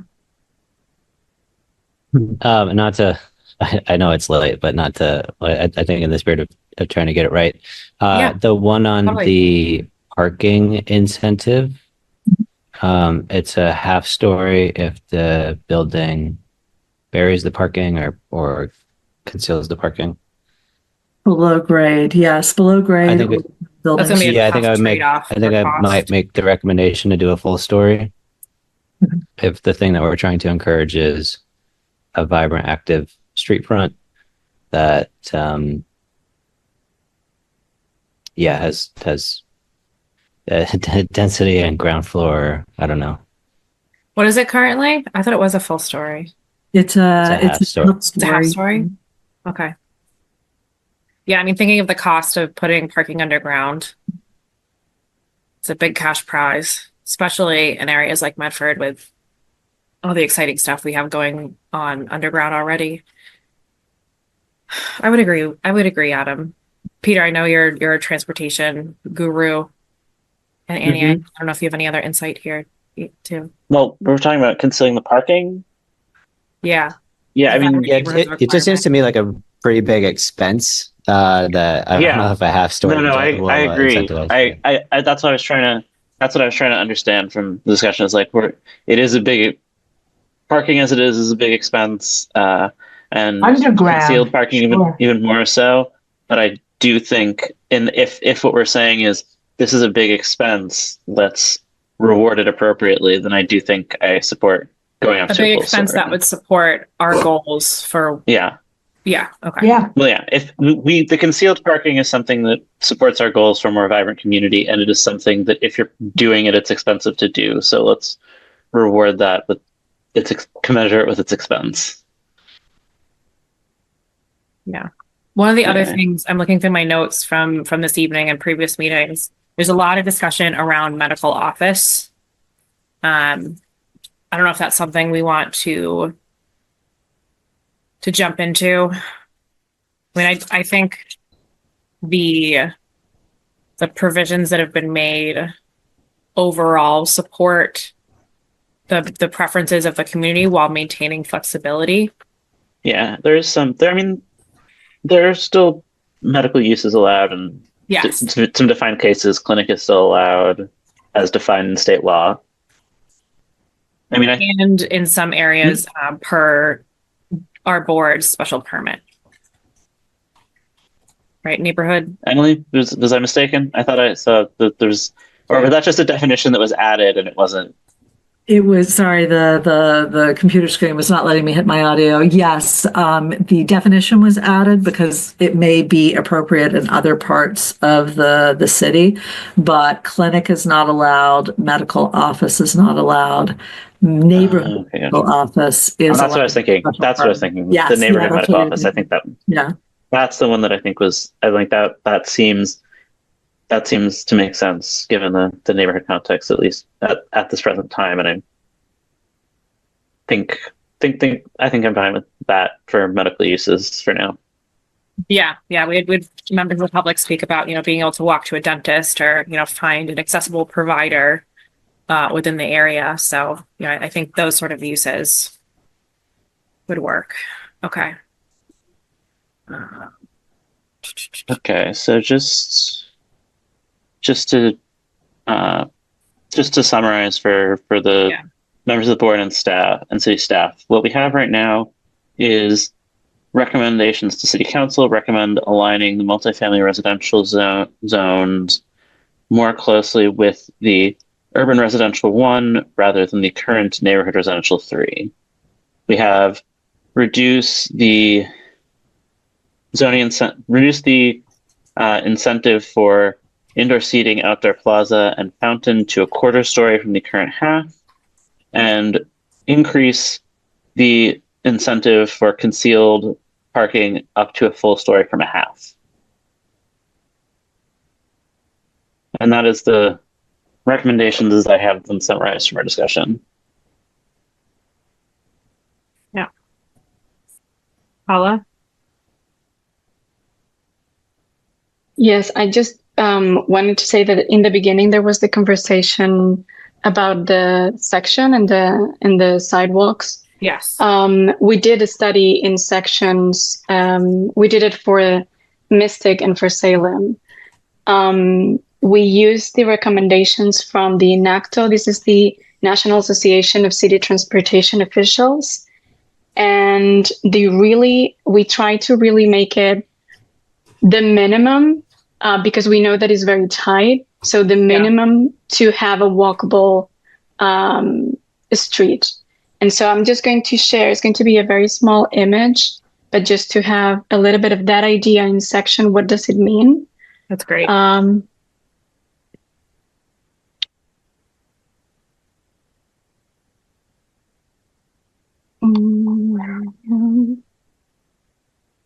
Okay.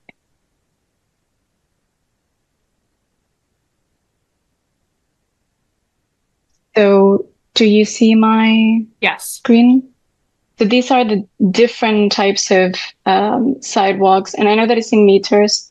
Sorry for that. But if you look into the one that says 4, this is more or less what we are planning for Salem Street. So it's nothing crazy. We would have some green to really have the buffer to make it more walkable and safe, to be able to plant trees that are decent, and then to be able to walk people side by side, not one after the other. This will take like 3 feet in some areas, and some other areas in Salem won't take any. So we just want to make it continue as much as possible. And then whenever we don't have green, we can have some benches, or we can have some furniture like lighting or any other. So we really think that this is more or less that 4, having a minimum of 8 for a sidewalk. And that is the minimum recommendation from NACTO, to have as continuous walking. And then This on the is side, super helpful. yeah, okay, perfect. So this is why we really strongly recommend to leave the 12. It is taking a little bit of the lots. We really understand, but we are making an effort to make this really walkable. We also talked to DPW, and in those conversations, they really agreed that this is what that street needed. Just to share that. Yeah, these are great street sections. I love a good diagram. Do you mind leaving it up for a second? Oh yeah, sure. Sorry. Just while we're talking about it. Cool. Thank you. Yeah, and one of the concerns that we heard again and again from members of the public is around safety. And if Salem Street, as it is now, continues to be a highly trafficked road, we want to make sure that that pedestrians and residents and users have enough space to occupy the sidewalk and not have to, be pushed out into the road. So yeah, seeing this like this, I like the 12 feet and hearing that, in some areas it would take 3 feet of space, but most of the time it'd be fine. Brings me more comfort with it. So thank you. Yeah, just a clarification, not in most areas, but in some will be fine. In some, they have to give that more or less 3 feet. Okay. Yeah. Understood. Okay. All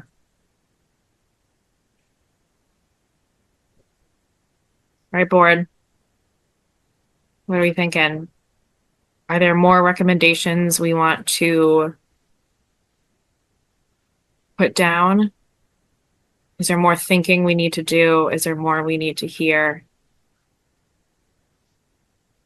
I mean, I kind of like the direction of the discussions we have, and I personally would be good going forward with our recommendations and passing it down the line to City Council for their further thoughts. When we pass it to City Council, they can make changes on the floor. Okay, yeah. Yes. So I would encourage members of the public to continue to advocate for the topics that they're passionate about, whether it's more housing or safety or uses. And I feel confident that the board, with the support of the city and its associates, has done, our due diligence around public comments, around our scope of the board. So yeah, I'd also be comfortable passing a recommendation. Annie, Adam, I'd be how are comfortable. you all feeling? I'm sorry, Adam, I didn't catch that. I'd be comfortable too. Okay. Yeah, me too. Okay. Okay, so with that, I'm going to move to what's the formal term to what we're doing? Are we approving with recommendations? Is this I'm looking for a motion to recommend approval of the draft zoning as revised with recommendations from the Community Development Board. all right? So moved. I'm looking for a second. I'll second that motion. Oh, You can't second yourself, Peter. I didn't. That was Adam. Thank you for the clarification. Adam, feel free to second anybody.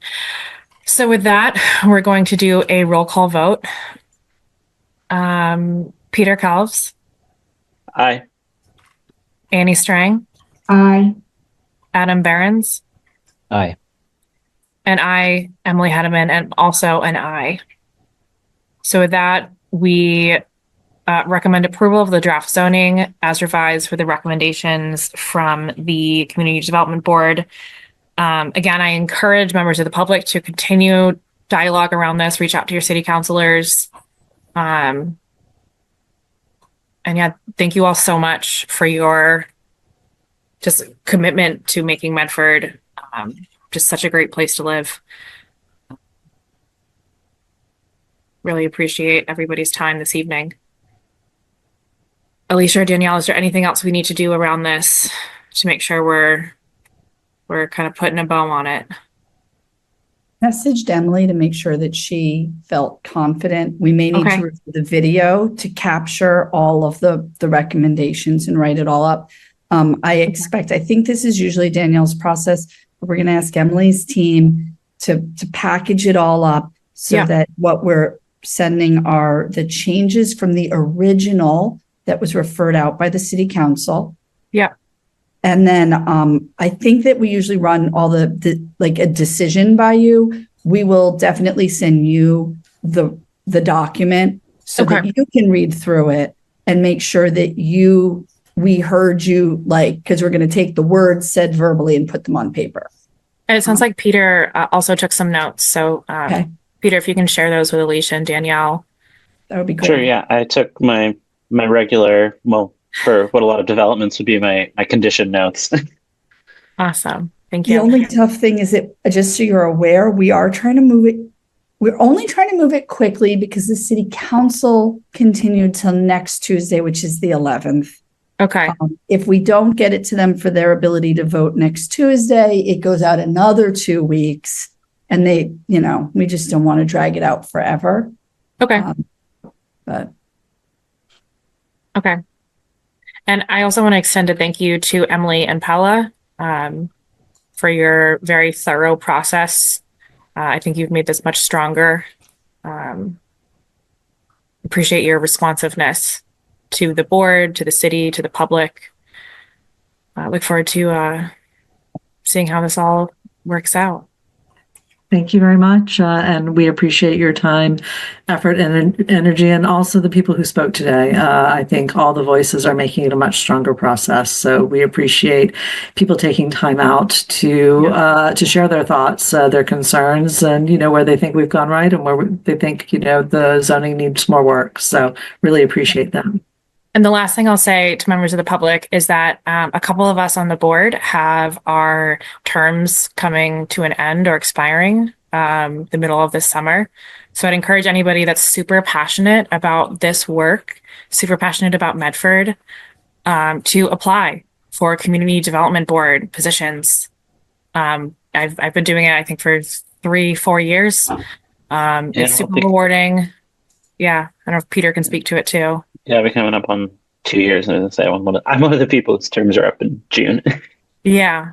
You're not gonna, you know, you're not gonna make your money back. But you know, we all owe the city of Medford a great debt for being a great place to live, and hopefully we can all do what we can do to make it better. So fill out those applications.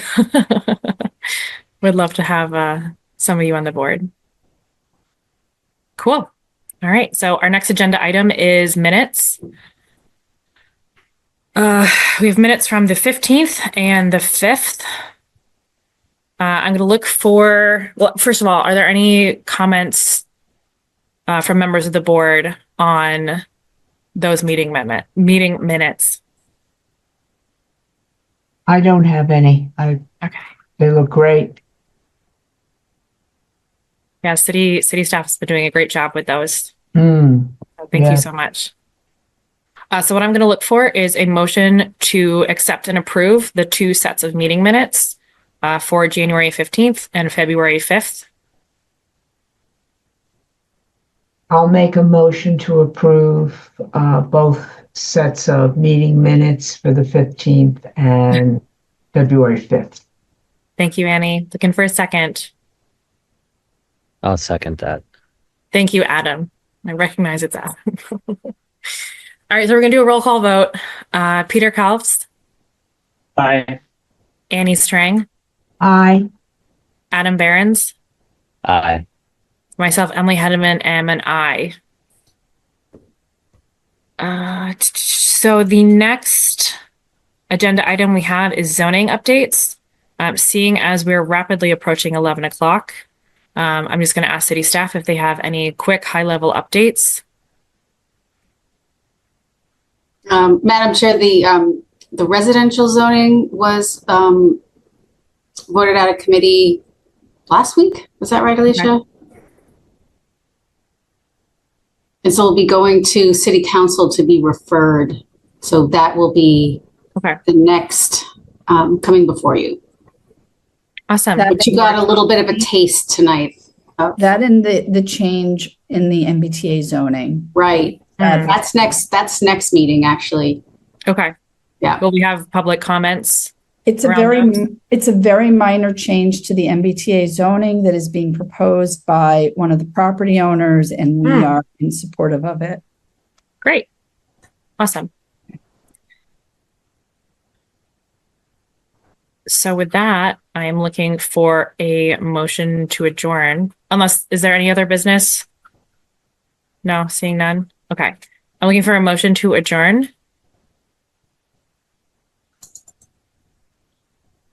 I'll move to adjourn. I'm looking for a second. I'll second that motion. Thank you. Gonna do a roll call vote. Peter Kalfs. Aye. Annie Strang. Aye. Adam Behrens. Aye. And I, Emily Hedeman, am also an aye for the adjournment. Thank you to city staff for your tireless effort and support in these issues. We could not do this without you. And thank you to members of the public for coming out. Peter, anything else? No. No, drop the mic. No. All right. Have a nice evening, everyone. Thank you. Thanks. You too. Good night. Have a good week. Bye.